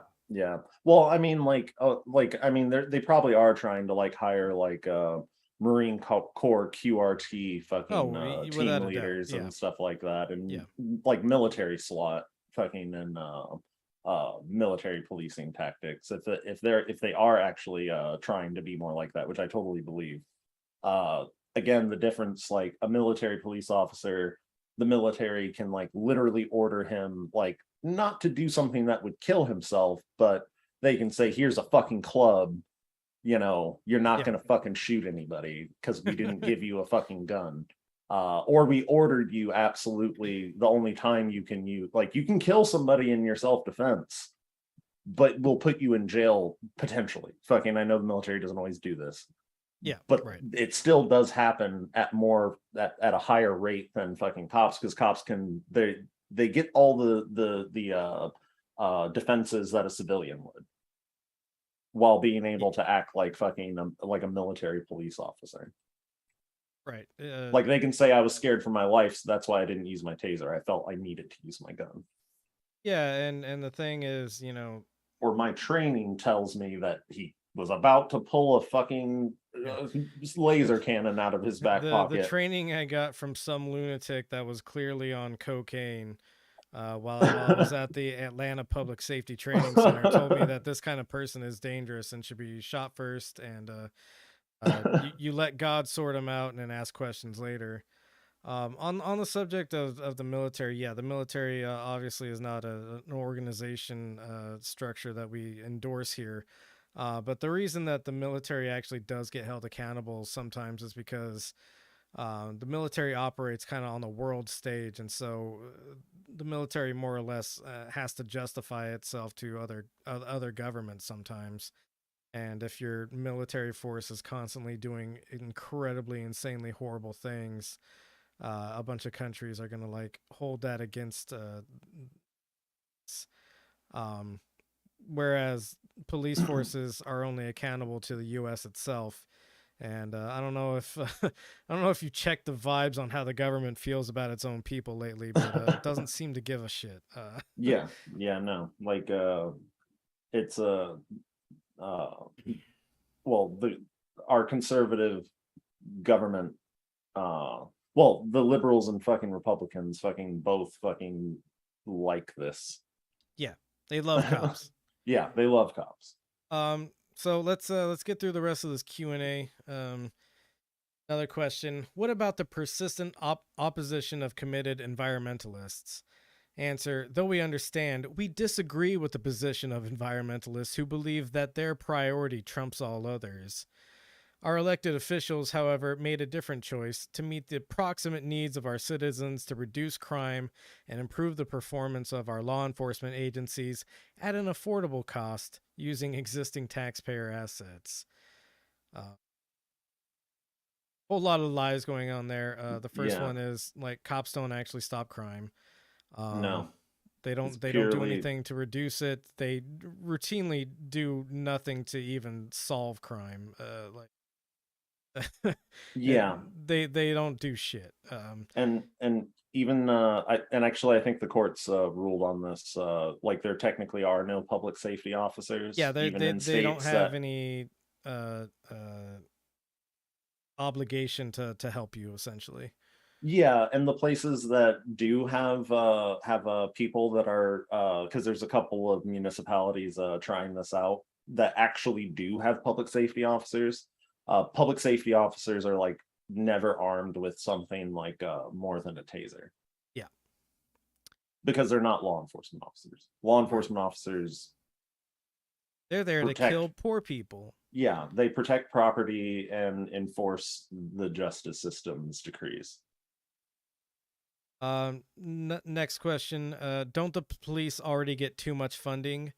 Answer, no. APD and AFR training facilities have been starved for resources for 30 plus years.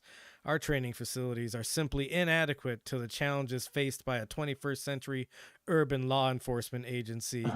The Public Safety Training Center will catapult APD and AFR to the first ranks of career-long training that our citizens demand of modern police and fire professionals. Yeah, and law enforcement, I guarantee you, has a higher fucking budget than like their public health department or their fucking community funded hospitals. Hospital system. Without a doubt. Yeah. Yeah, and as Luke notes in the chat, cops do crimes. Yeah, of course they create their own crime as well. Yeah. And you can commit a crime as long as you have a clean background check in major cities and probably not in fucking very small fucking jurisdictions.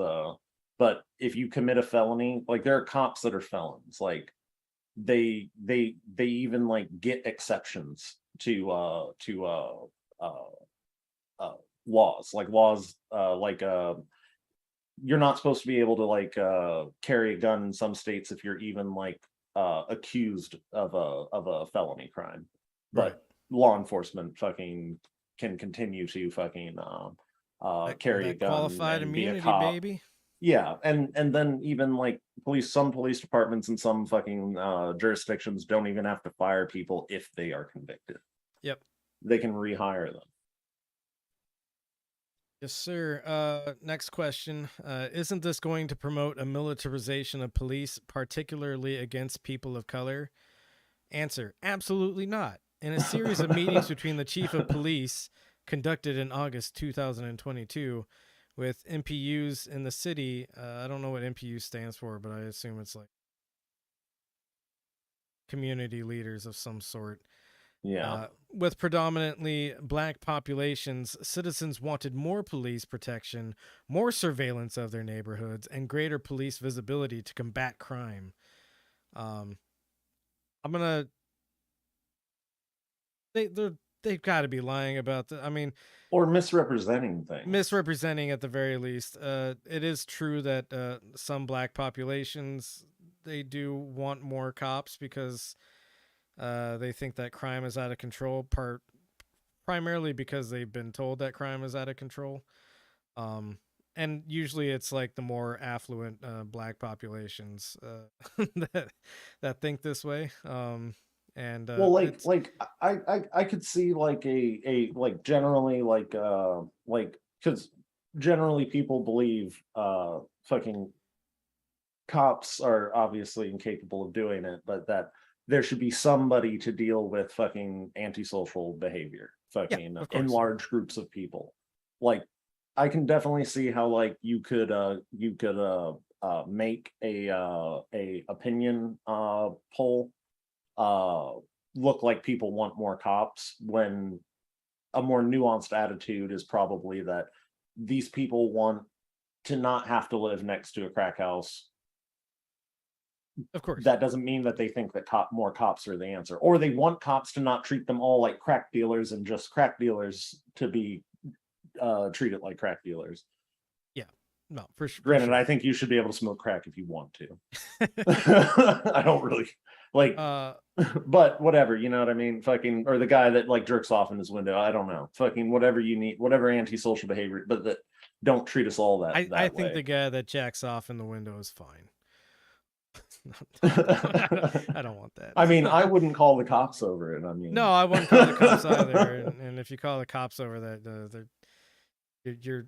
I mean, calling the cops on somebody like that, you're like partially responsible for whatever murder the cops do as a result. There are. Well, yeah, no, especially now. Like, I honestly think that I'd rather, like, if I had kids, remove my windows, fucking on that side of the house or something. Than murder somebody pull because the blinds closed or something, you know. So the answer continues. Contrary to the complaints of a small group of people who want to defund the police, citizens see police presence as a protection against crime and as sentinels for public safety. So then the last question is, aren't claims of violent protests against the Public Safety Training Center overblown? Answer, unfortunately not. There have been more than 24 instances of violent protests, including the destruction of automobiles, tractors, bulldozers, other construction equipment as... Scroll down. Oh, yeah, sorry. Thinking, I was just thinking about how, like... I mean, I don't care. I'm usually on the side of the activists when they dismantle like bulldozers or something. Yeah, absolutely. But I also like know that like oftentimes this equipment's like back up and running within hours of it being reclaimed by the fucking company that's going to fucking destroy a natural resource or like a waterway for somebody. To consider, you know, the dismantling of a piece of equipment to be violence when you're clear cutting a forest and polluting an area of, you know, natural to give our oppressors sharper teeth. Yeah, to train a bunch of cops that are going to enter the community and kill a bunch of people. Yeah, I fail to see how that's like violence worthy of being considered violence versus what you know, the routine violence that's been signed off by the city council is doing. Yeah, no, it's like vandalism isn't violence. Yeah, so as well as physical intimidation of work crews, police officers, executives from construction companies, which are probably all pieces of shit, so fuck them. And the storming of offices and graffiti painting of walls, cars and private enterprises. Nearly 50 people have been arrested for trespassing and throwing Molotov cocktails at police officers and construction workers. Those engaging in violence. I don't believe that. Yeah, I haven't seen anything like that. That would be big fucking news. And the police, right. they record everything. Yeah, they do. It's a bold statement. Has anybody like public records or any activists with lawyers done it yet? Yeah. So very heavy citations needed stuff on all this. Any kind of proof would be neat, but yeah, of course the cops don't ever feel it necessary to give proof because they're allowed to lie. That's just how they operate. Yeah, no, and I feel if they had anything, they would definitely make a propaganda. Oh yeah, they would propagandize the hell out of it because that would be the credence that they need to like. See, look, the people who oppose us are unhinged lunatics, and so we actually need the police because the police are under attack. Yeah, we need to be able to train the police to pull their guns out faster. because they're not allowed to put you in a headlock anymore. Yeah. See, we're progressive. We're teaching them not to put you in a headlock. Yep. And they also don't use racial slurs when they're describing your dead body. So that's good. Or because you're being there's a video of a police officer. There were some black people being pedestrians. Of course. As she was driving past a school, like where basically all pedestrians have the right of way, but in most places around a school, fucking pedestrians always have the right of way. Yeah, because children use those spaces. Yeah, and the police officer was responding to a call, but it was a like, I don't know, whatever their code take your fucking time is. Yeah. But she just like fucking like started rambling off fucking slurs because I don't know how their body cams activate, but they activate soon as they respond on the radio to the call. And so she didn't realize that that the recording had started yet. She didn't know when it actually started recording. What's always amazing to me about that kind of thing is it just goes to show how absolutely fucking stupid cops are. Yeah, like they have to know, like the information has to be available to like exactly when the recording. They're trained on how the body cameras work, and they still can't like use their pig brains to figure out how to like do all the things they want to do without getting caught. It's amazing. The end of this answer, those engaging in violence and ultimately arrested a small persistent fringe group of people, most of whom claim residence out of state. That's an old fallback that they always use. Is like, oh, these are out of state agitators. They're not residents of the area.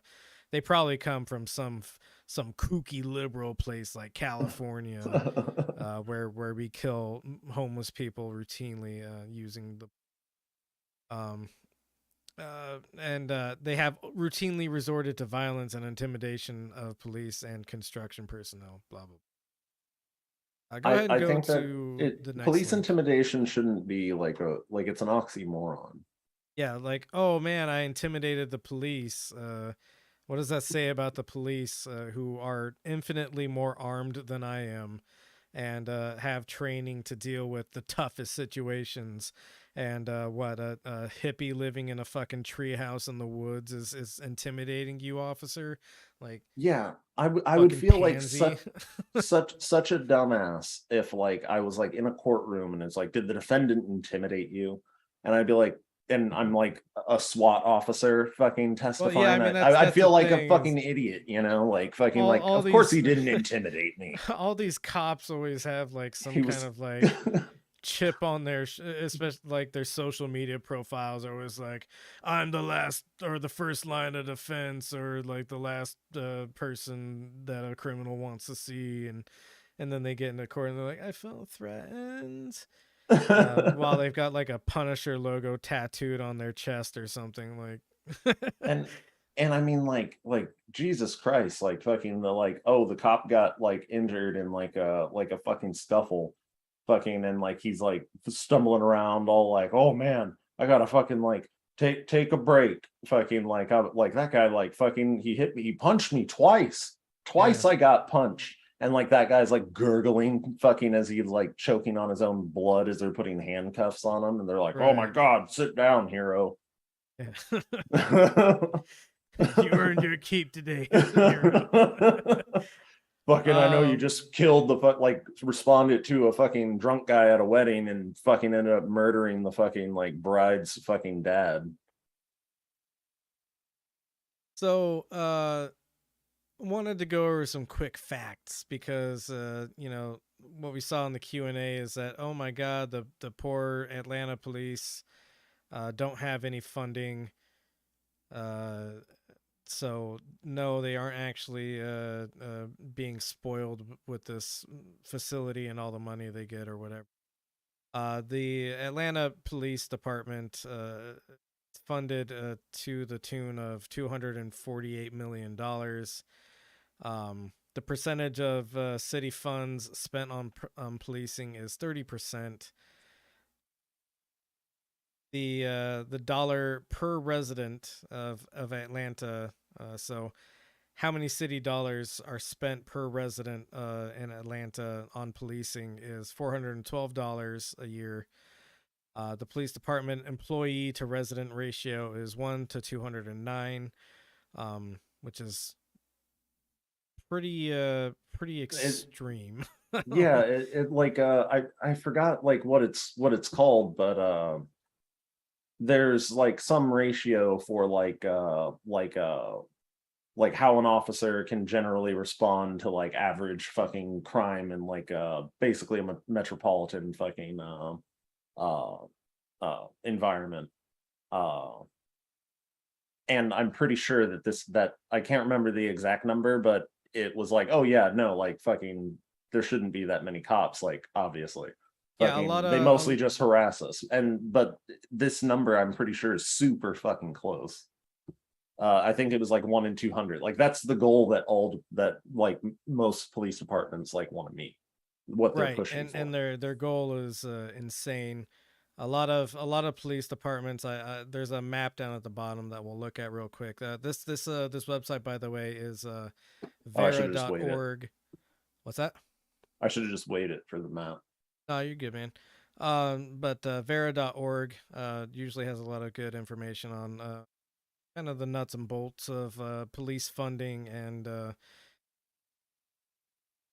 how much how much policing is being done and what location. So go ahead and go down to the bottom.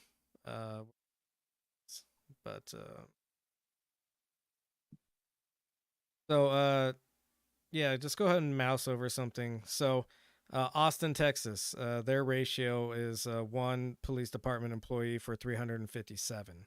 So Atlanta, Georgia being, what was it, 1 to 209? Yeah. That's pretty fucking crazy. Go ahead and go to like one of the California cities like San Diego or something. So yeah, that's San Diego. Yeah, San Diego is 1 to 537. It's 34% of the city's budget. Los Angeles is 33% of the city budget, and that's 1 to 308 police employee to citizen. Fresno, which is a hellhole. I don't know if you've ever been there, but it sucks. 40% of the city's budget goes to policing. But their ratio is still 1 to 470. So, 1 to 209 as a police to citizen ratio is pretty fucking crazy. And of course, 30% of the budget being spent on police is also asinine.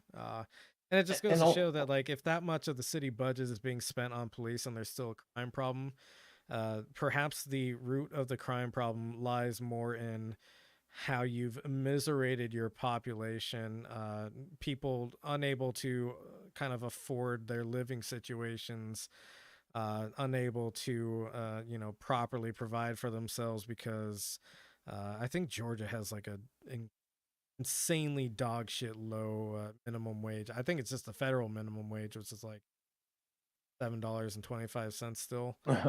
Probably, yeah. So like, that's what causes crime. It's well documented that poverty is kind of the engine that drives crime. So more police isn't going to fix it. Maybe you got a bunch of the community convinced that more police is what's necessary. But really what you need to do is stop making people miserable. We should go into an episode one day, unless you have it in the article, but like the myth about like cops being underpaid, which of course, yes, there's that Department of 2 fucking in bumfuck sheriff's department, those people, and sometimes only the sheriff gets paid. Fucking and his 2 deputies only get paid fucking like when they are responding to some weird shit. But that thing about like cops being kind of like a working class fucking oppressor. They got that fucking pay increase like during a fucking recession. Yeah, absolutely. Like cops make really good fucking money. Yeah, I mean, you have to make them comfortable enough that they're willing to oppress other working class people. Yeah, it's just like the same thing that plantation owners did with certain slaves. Is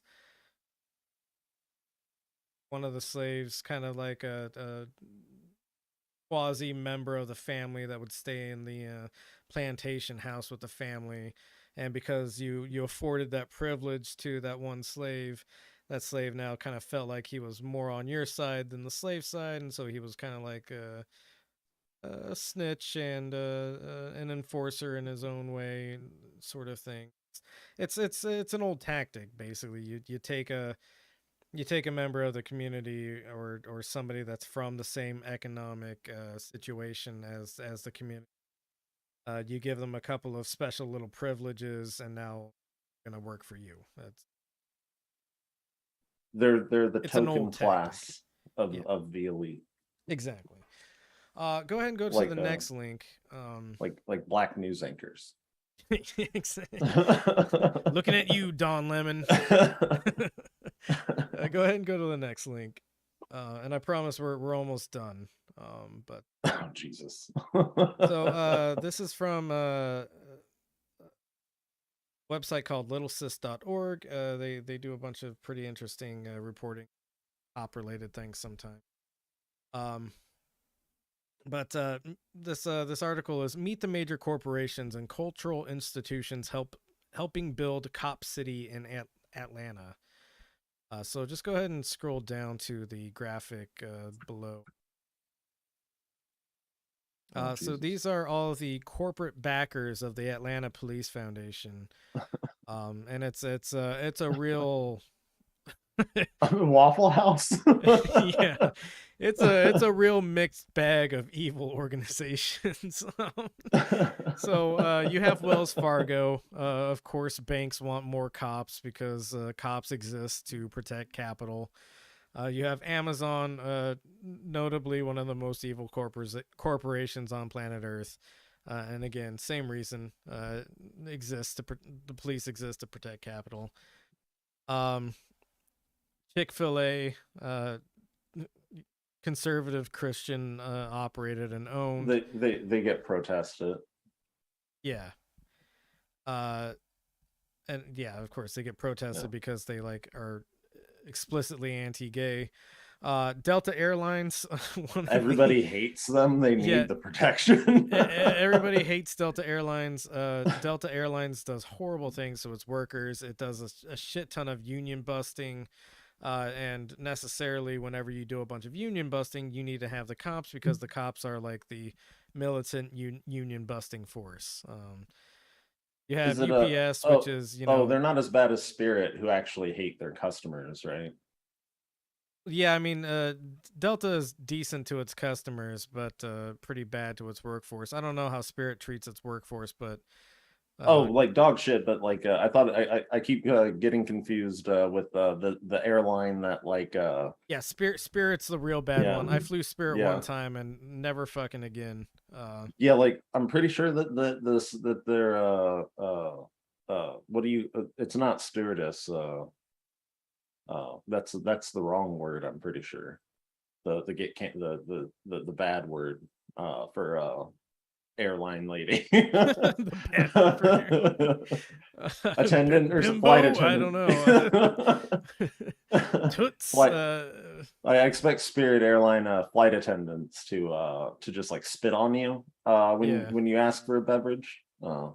I mean, it's pretty fucking close. When I flew Spirit Airlines, I never fly sober because I don't know. I hate being in planes, and it's easier to just be a little bit buzzed.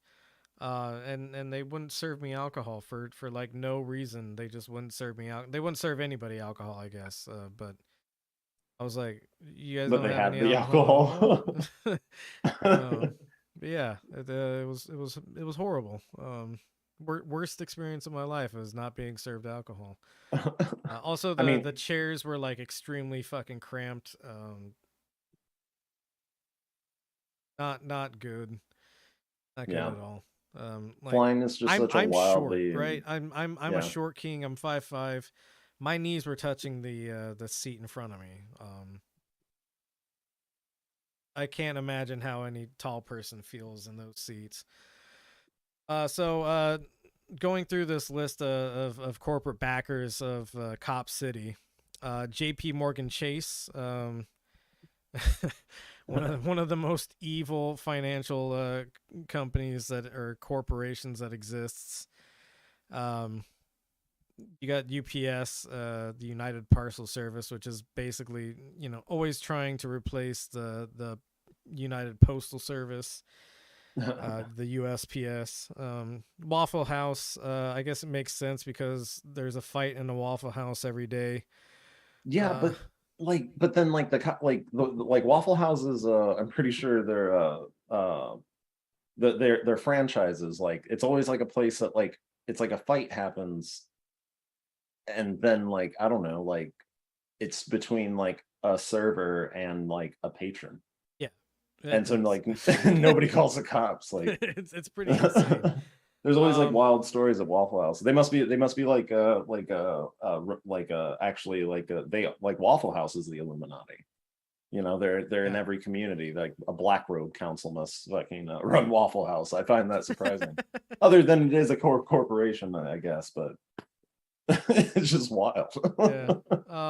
And so zoom back in a little bit. You can move the wheel around by clicking on it. Oh yeah. I don't know why it was set up like this, but so you've also got Home Depot, Axon Enterprises. Axon Enterprises, I believe, is like a cop gear manufacturer. I think the Axon body camera is well, it says previously Taser. Yeah, previously Taser, which I guess they thought, hey, maybe naming ourselves after a weapon isn't a good idea if we're trying to like. Well, it's probably called Taser because they made it prolific, like Klein's. Yeah.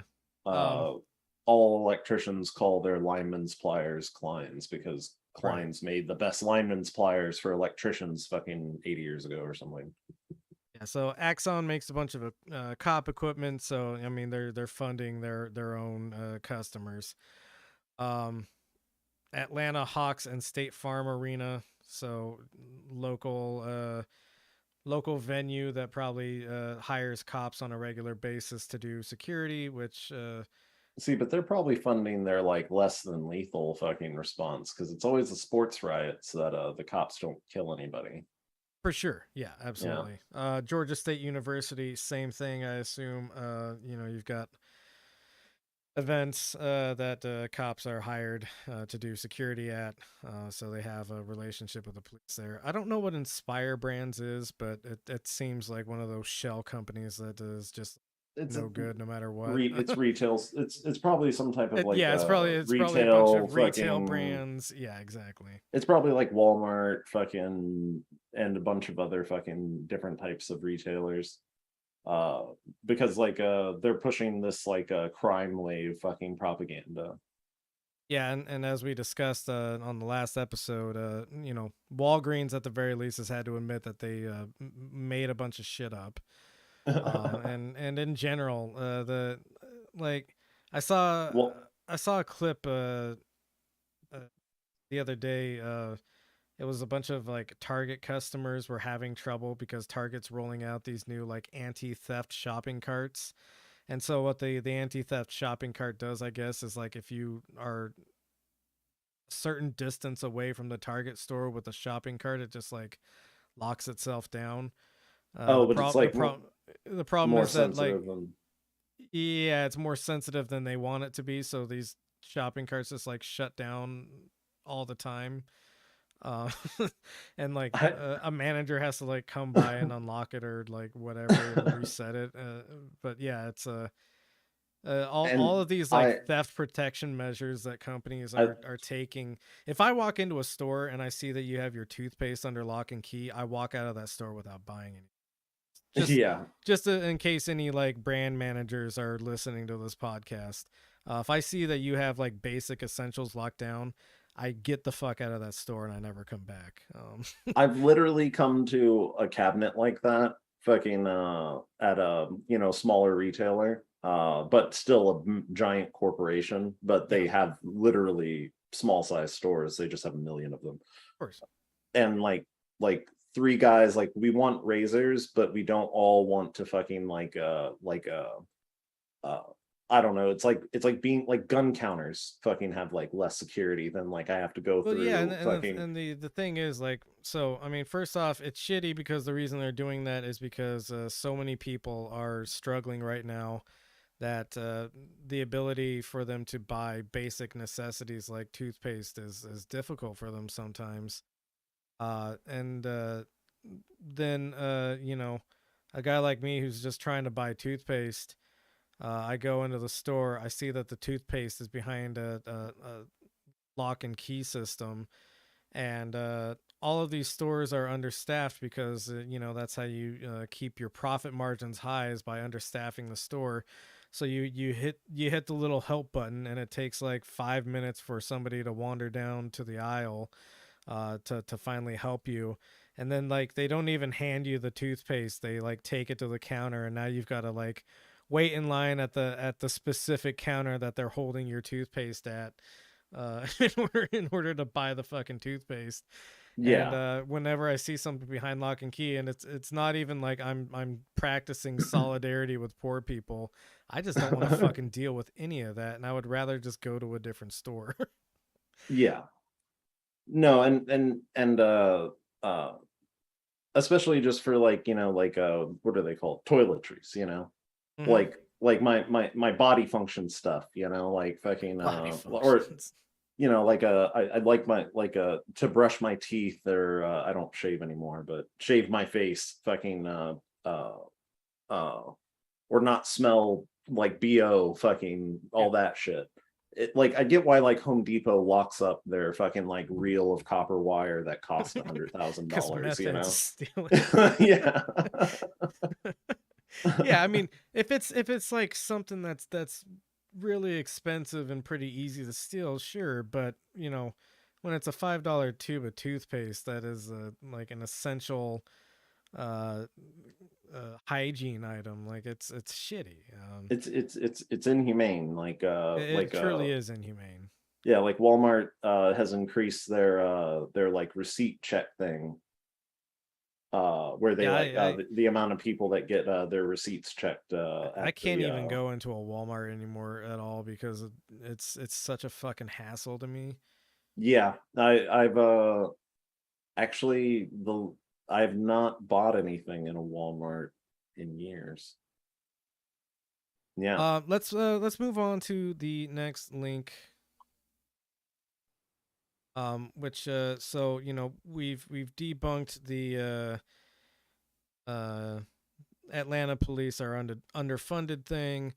We've debunked what is the motivation for Cop City besides militarizing the police to protect corporation property values. And then, one of the other claims that the Stop Cop City website said is that this is a training ground for basically killing black people, is what it results in. And so I wanted to look at this article. This is from October 6th of 2002.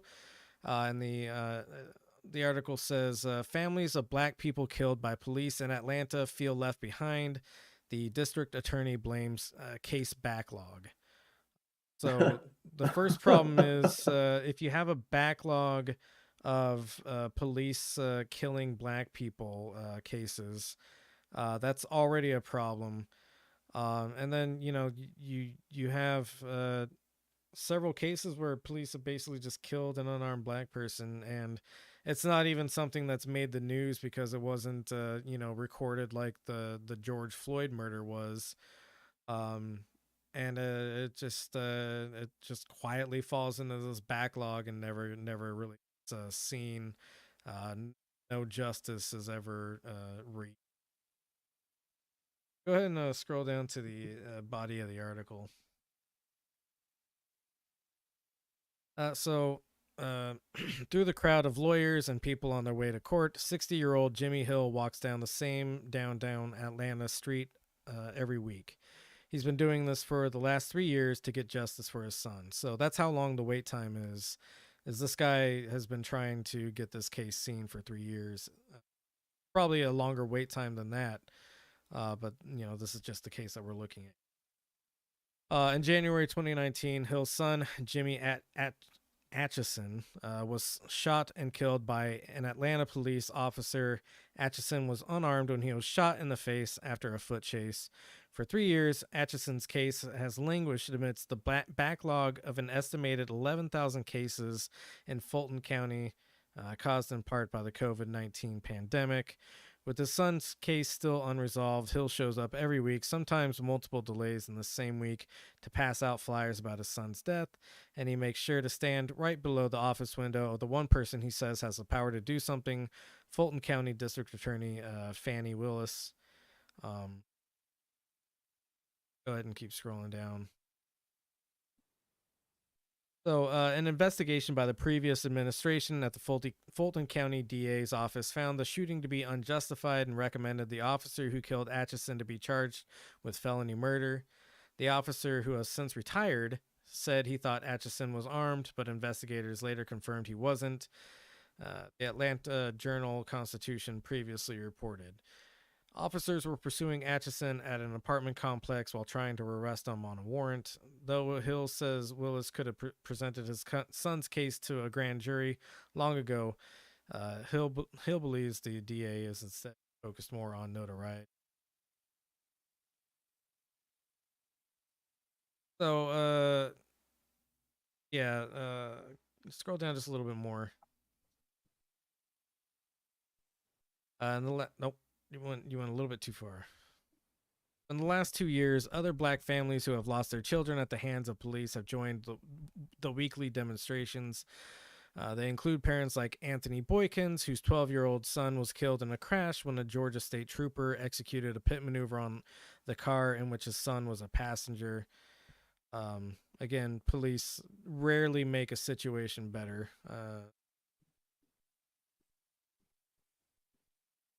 Keep going down.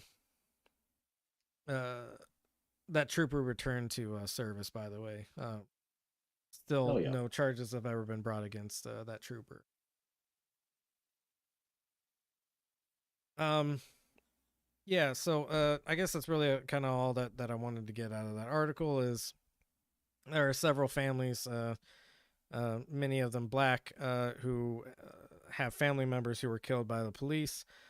So when this Stop Cop City movement says that this training facility is ultimately kind of going to lead to more people, more black people specifically being murdered, they do have good reason to believe that. Another thing, go ahead and click on the next link, and this is not quite as serious as people being killed by the police, but it still highlights an issue with the Atlanta police in general in dealing with the black community. So Eric Andre, who is a comedian who does very funny work, if you watch the Eric Andre show, or you should watch the Eric Andre show, it's very funny. It's like a mock talk show where he like tortures his guests essentially by doing weird shit to them. But even though he's not Martin Luther King, Eric Andre is now fighting to end a civil rights nightmare. After the comedian said he was racially profiled at Atlanta's airport, Andre filed a federal lawsuit earlier this month to shut down that police program. Joint effort between the Clayton County Police Department and District Attorney's Office, this airport interdiction unit has officers intercepting and interrogating travelers on the jet bridge right before they can board their flights. Scroll down. Yeah. Not only are the stops profoundly coercive, they've been financially lucrative for law enforcement.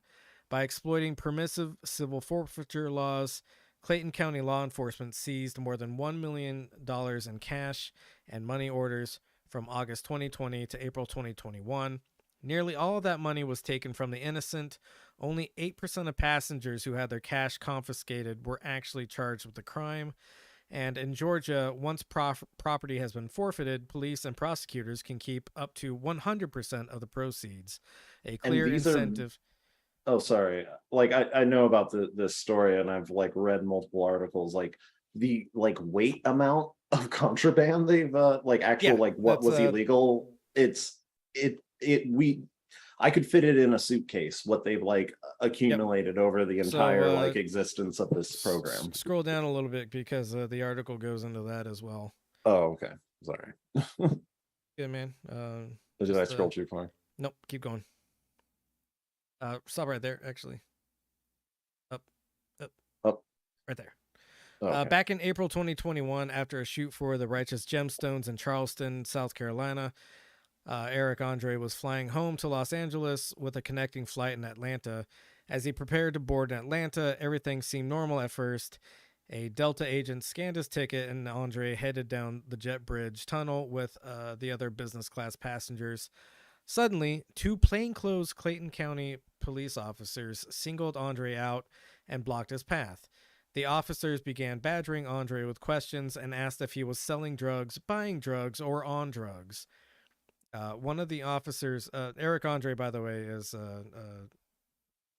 part black, so clearly kind of being profiled for his race here. Well, and also he's obviously African American, classically right looking, I suppose you could say, and he was traveling with a black person, I believe. Yeah.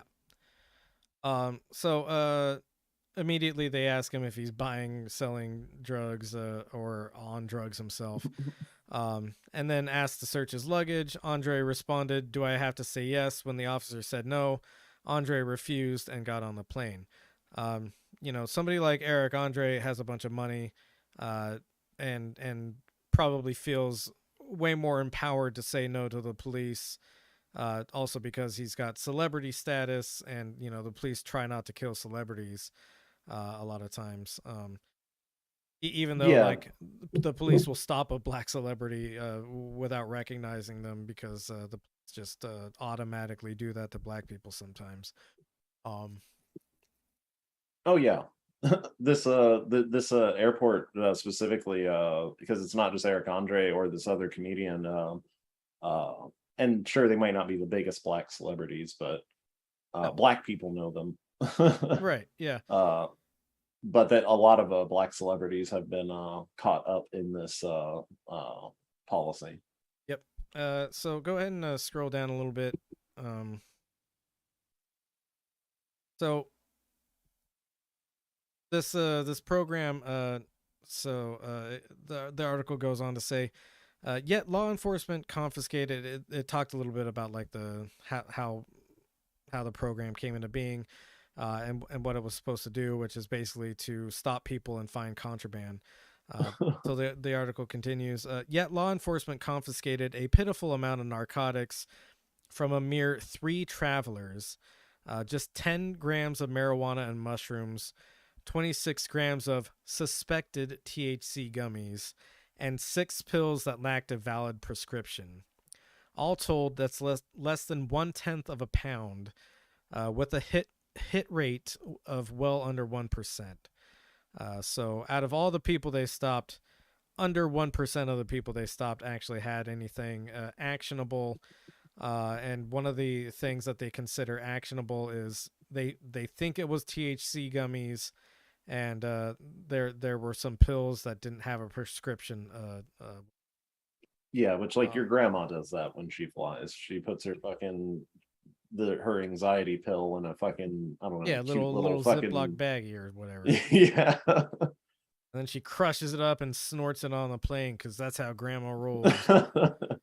Yeah, no, and these sheriff's deputies are gonna take all of her travel cash, because she's old and has travel cash.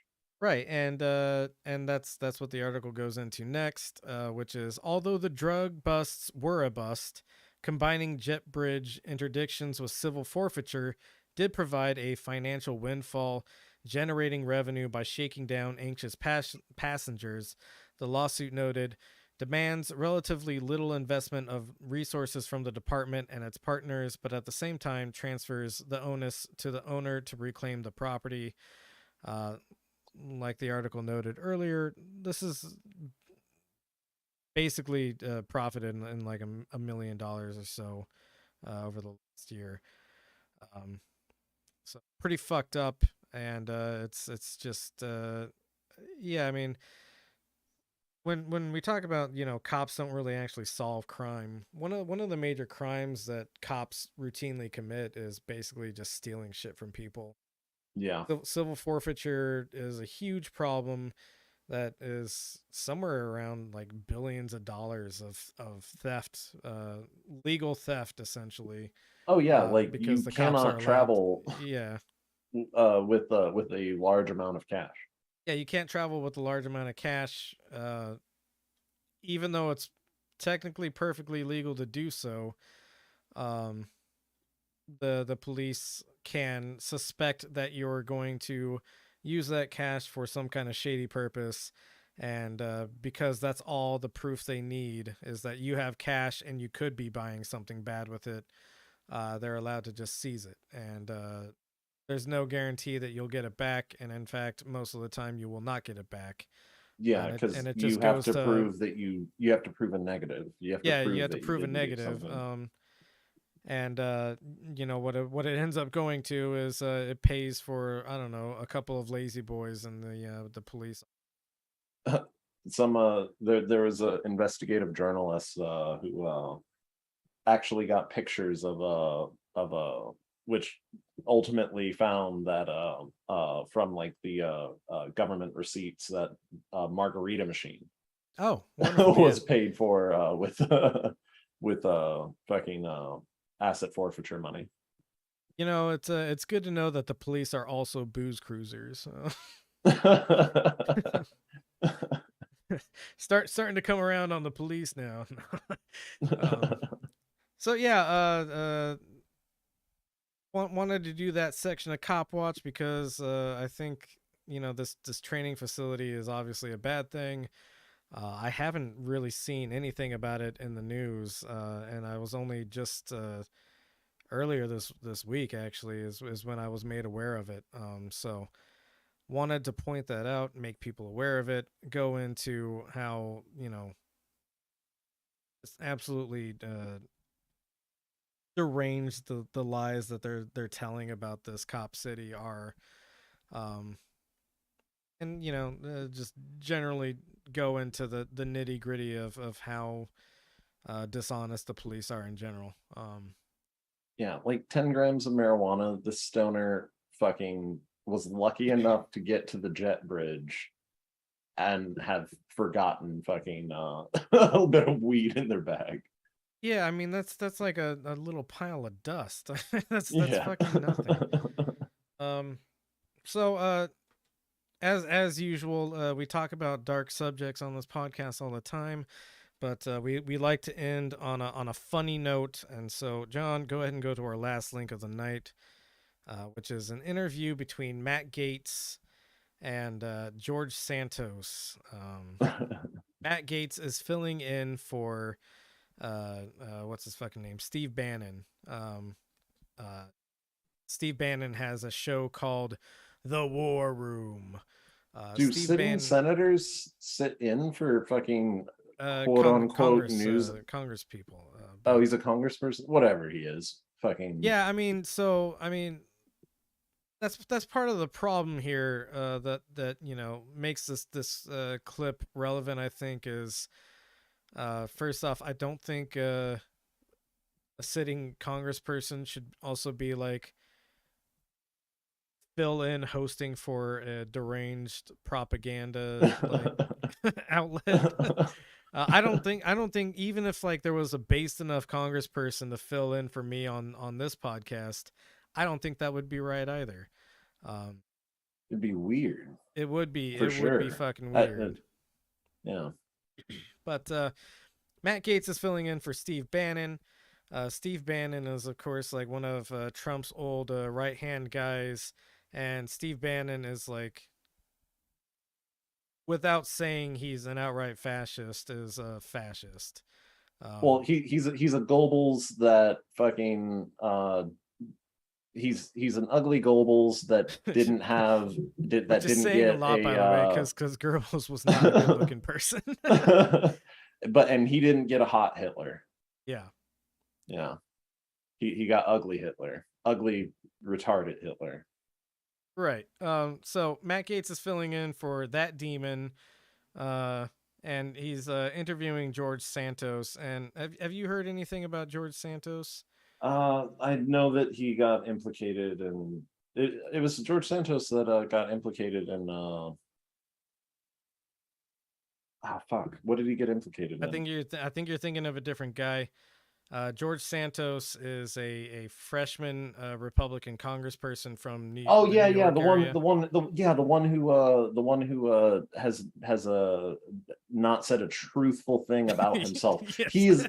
I don't believe that's probably why. This guy fucking is his name even fucking exactly right. So when I ask you who if you know who George Santos is, the answer has to be no. Because nobody knows who George Santos is. But I remember it was a quote about the ethics committee being in Congress neutering itself because a bunch of crazy people like Matt Gaetz have been appointed to it, or that's what they're going to do.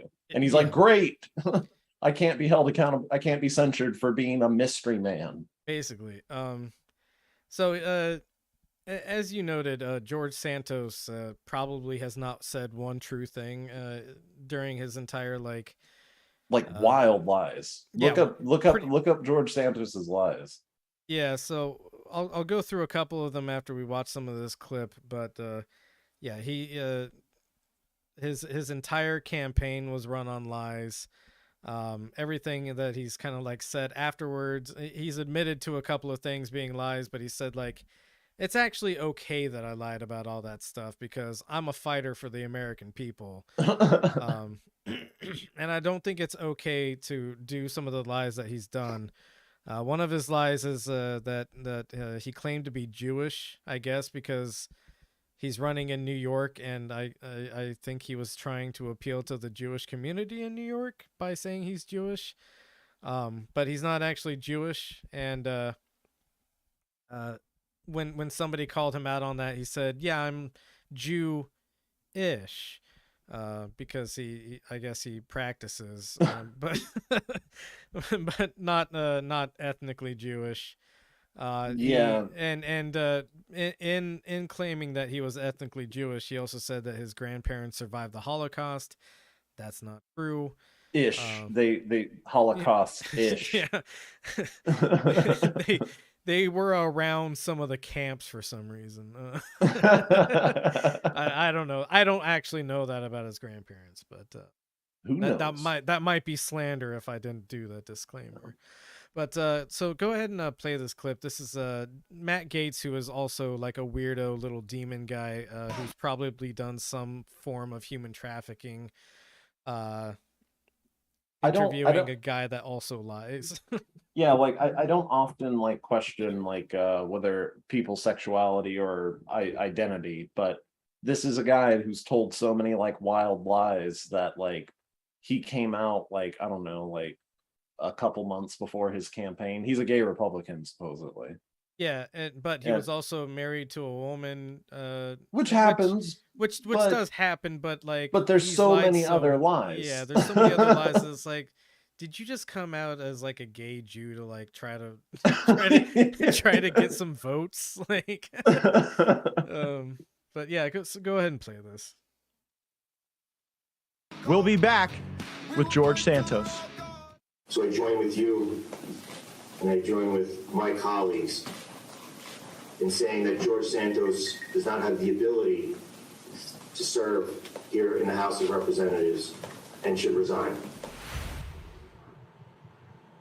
We're back in the war room. I'm Congressman Matt Gaetz. Stephen K. Bannon is on assignment. One thing I know about this town, they come for the fighters, and they are... Steve K. Bannon is on assignment to a courtroom because he's being sued for many things and facing some criminal charges. So interesting how they're presenting that as no, he's on assignment because Steve Bannon is totally a legitimate journalist who goes on assignment for his deranged podcast called The War Room. But see, I immediately thought sex tourism, like no. I believe he's like in an active court case right now. So. It's like the only thing it could be, though, right? Sex tourism or a fucking court hearing. Yeah, or prison. But go ahead and keep playing it. Coming for George Santos like nothing I've seen in quite some time. I could ask you what it's like to be an embattled congressman, but I kind of know a little bit about that scene. He's so George, pale. You've heard just there Congressman D'Esposito, your Republican colleague, calling for you to resign. Nick Langworthy also has your reaction. You know, Matt, it's their prerogative. I came here to serve the people, not politicians and party leaders, and I'm going to do just that. And I've been doing just that throughout this entire first 2 weeks, whether it was voting for the speaker or whether it's been the last week where we've been working on legislation in my office. So, you know, I wish well all of their opinions, but I was elected by 142,000 people. Until those same 142,000 people tell me they don't want me, we'll find out in 2 years. What do those 142,000 people deserve in a representative? They deserve somebody who's going to come here and fight and not get involved with the media nonsense that we're seeing take place, right? Look, a lot of people are saying that I am unable to govern, I'm unable to deliver. But in the meantime, my office and my staff, we've been able to jump on co-sponsoring legislation such as term limits, which you spoke about earlier. You know, there's not a lot of people running to jump on this, specifically the ones criticizing me. They want to stay here forever. I don't want to stay here forever. I want to come here, do the best I can with the time I have, and deliver for the American people. And that's going to be through fighting crime, inflation, and whatnot. That's what they elected me to do. And that's and also it's hard to sustain such a public like double life. You know, like you can only like pretend to be somebody for so long before you go crazy. Well, and also it stands to reason that many people voted for him based off of things that aren't true. So What people is he fighting for when he lied to everybody that elected him? You know? Yeah, that he like where he went to school. So like now, where did he go to school? Yeah, so I forget which because university where he says Columbia or something, I believe, right? Yeah, it was an Ivy League school or something. It was some Ivy League or like close enough to Ivy League school that he claims he graduated from. He did not actually graduate from there. He's claimed to work even at, attend. Yeah, or even attend. He's claimed to work at a couple of like financial firms, and all those financial firms have said no, he never worked for us. Just lies upon lies upon lies.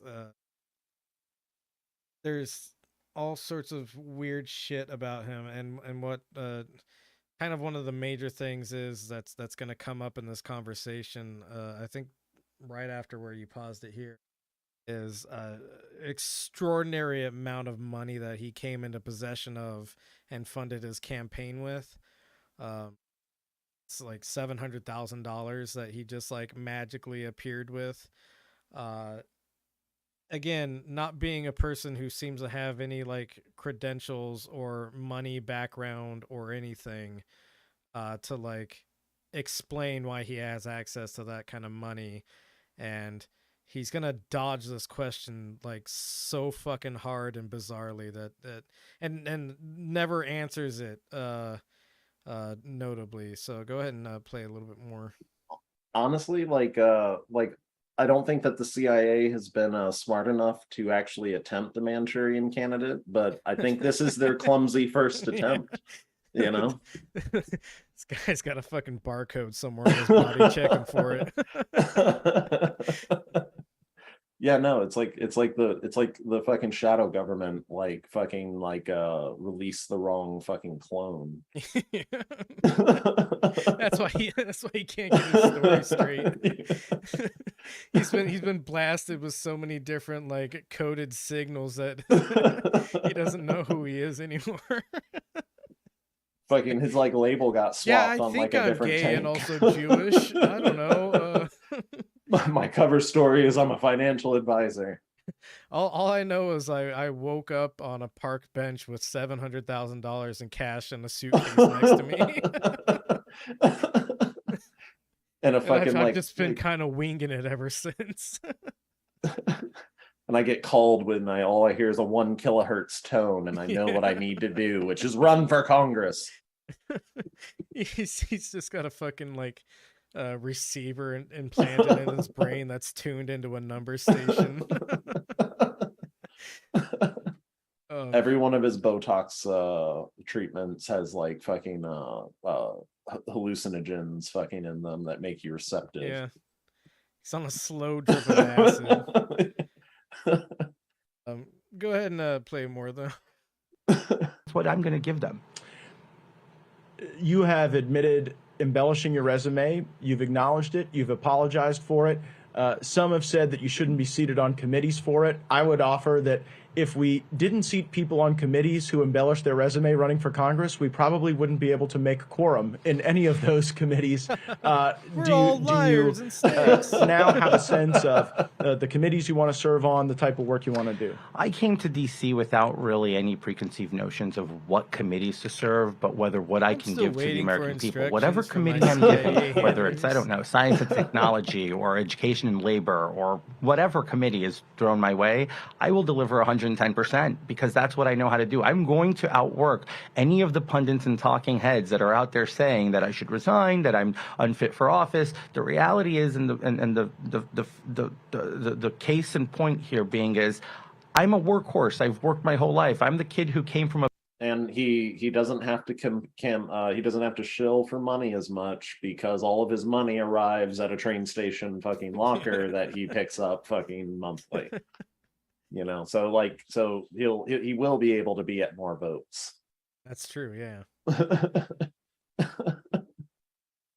It's not clumsy at all. The fucking CIA did something that works. They're gonna get so much done. A basement department. You weren't supposed to win this seat. I was not supposed to win this seat. I mean, this was a seat that a lot of folks looked at and said, definitely going Democrat. You know, Republicans, gosh, Santos ran last time. We'll send him to run this time. And you surprised a lot of people. All the people calling me to resign, I beat them by double their margins in the victory because I outworked every single one of them. Embellishing one's resume isn't a crime. It's frankly how a lot of people get to Congress, and we want everyone to be honest. And again, you've acknowledged that, and you're working for it going forward. One of the principal critiques I've heard is that a lot of money was donated to your campaign by you, $700,000, I believe. Where did it come from? Well, I'll tell you where it didn't come from. It didn't come from China, Ukraine, or Burisma. How about that? Well, yeah, that is an answer. I mean, I also put money into my campaign when I ran. I had to sell some of the property that I acquired in my life in order. Somebody just pointed a gun at Matt Gaetz across exactly. So I mean that fucking answer. Where did that money come from? Well, I'll tell you where it didn't come from. All these like whatever Burisma. Hunter Biden had a bunch of shady dealings with Burisma. But does that mean that George Santos doesn't have some kind of other shady dealing that he got all this money from? And it must be worse because it must not be like protected by normal rich people stuff. Exactly. He's not comfortable admitting what evil demon entity he took this money from. He is willing to do an incredible amount of whataboutism. And then, of course, Matt Gaetz is just like, well, that certainly is an answer because, I don't know, he saw a red dot start moving around the room or something. Or somebody like behind George Santos held up a flashcard like, remember the sex trafficking stuff that we have on you? Yeah, so incredible stuff. We normally know where the dead hookers are. Yeah, we normally shit all over Democrats because Democrats pretend that they want to help people, and part of our critique is that they don't, and it's clear that they don't. I never really see it too useful to talk about Republicans because, I mean, they tell it to your face that they want to hurt you. Yeah, it's very on the nose. Yeah, they don't make any bones about wanting to harm you and your family. This is just so absurd that it makes for good entertainment at the end of the show, which we are now at. I would rather not watch either George Santos or Matt Gaetz talk any longer, so we will sign off here. Truncata workshop that Danko runs. It's open to the public tomorrow. There should be a link that he provided on his Instagram page, which is @DankDeluz. So go ahead and join us tomorrow if you manage to listen to this between now and then. It starts at 11:30 a.m. Pacific time. As for my plugs, the Benzo Rehab Dungeon is and always will be a free broadcast. If you like what we're doing, you find what we do enjoyable. I know this was kind of a dry episode, but sometimes we do that. Sometimes we just talk about the nitty gritty of infrastructure, and how evil cops are. But if you enjoy this broadcast, please go to patreon.com/Benzo Rehab Dungeon. You can donate as little or as much as you like. I'd never paywall anything, and I don't have any plans on doing that, so it's purely a donation basis. John, what were you saying? Oh, no, I was just saying it was a dry episode, but also we accused a sitting Congress member of being a plant of the Illuminati or CIA or whatever we said. Maybe dry, but always interesting. All right, that all being said, as always, we love you very much. Please take your medicine. Take Danko's and share some with your friends.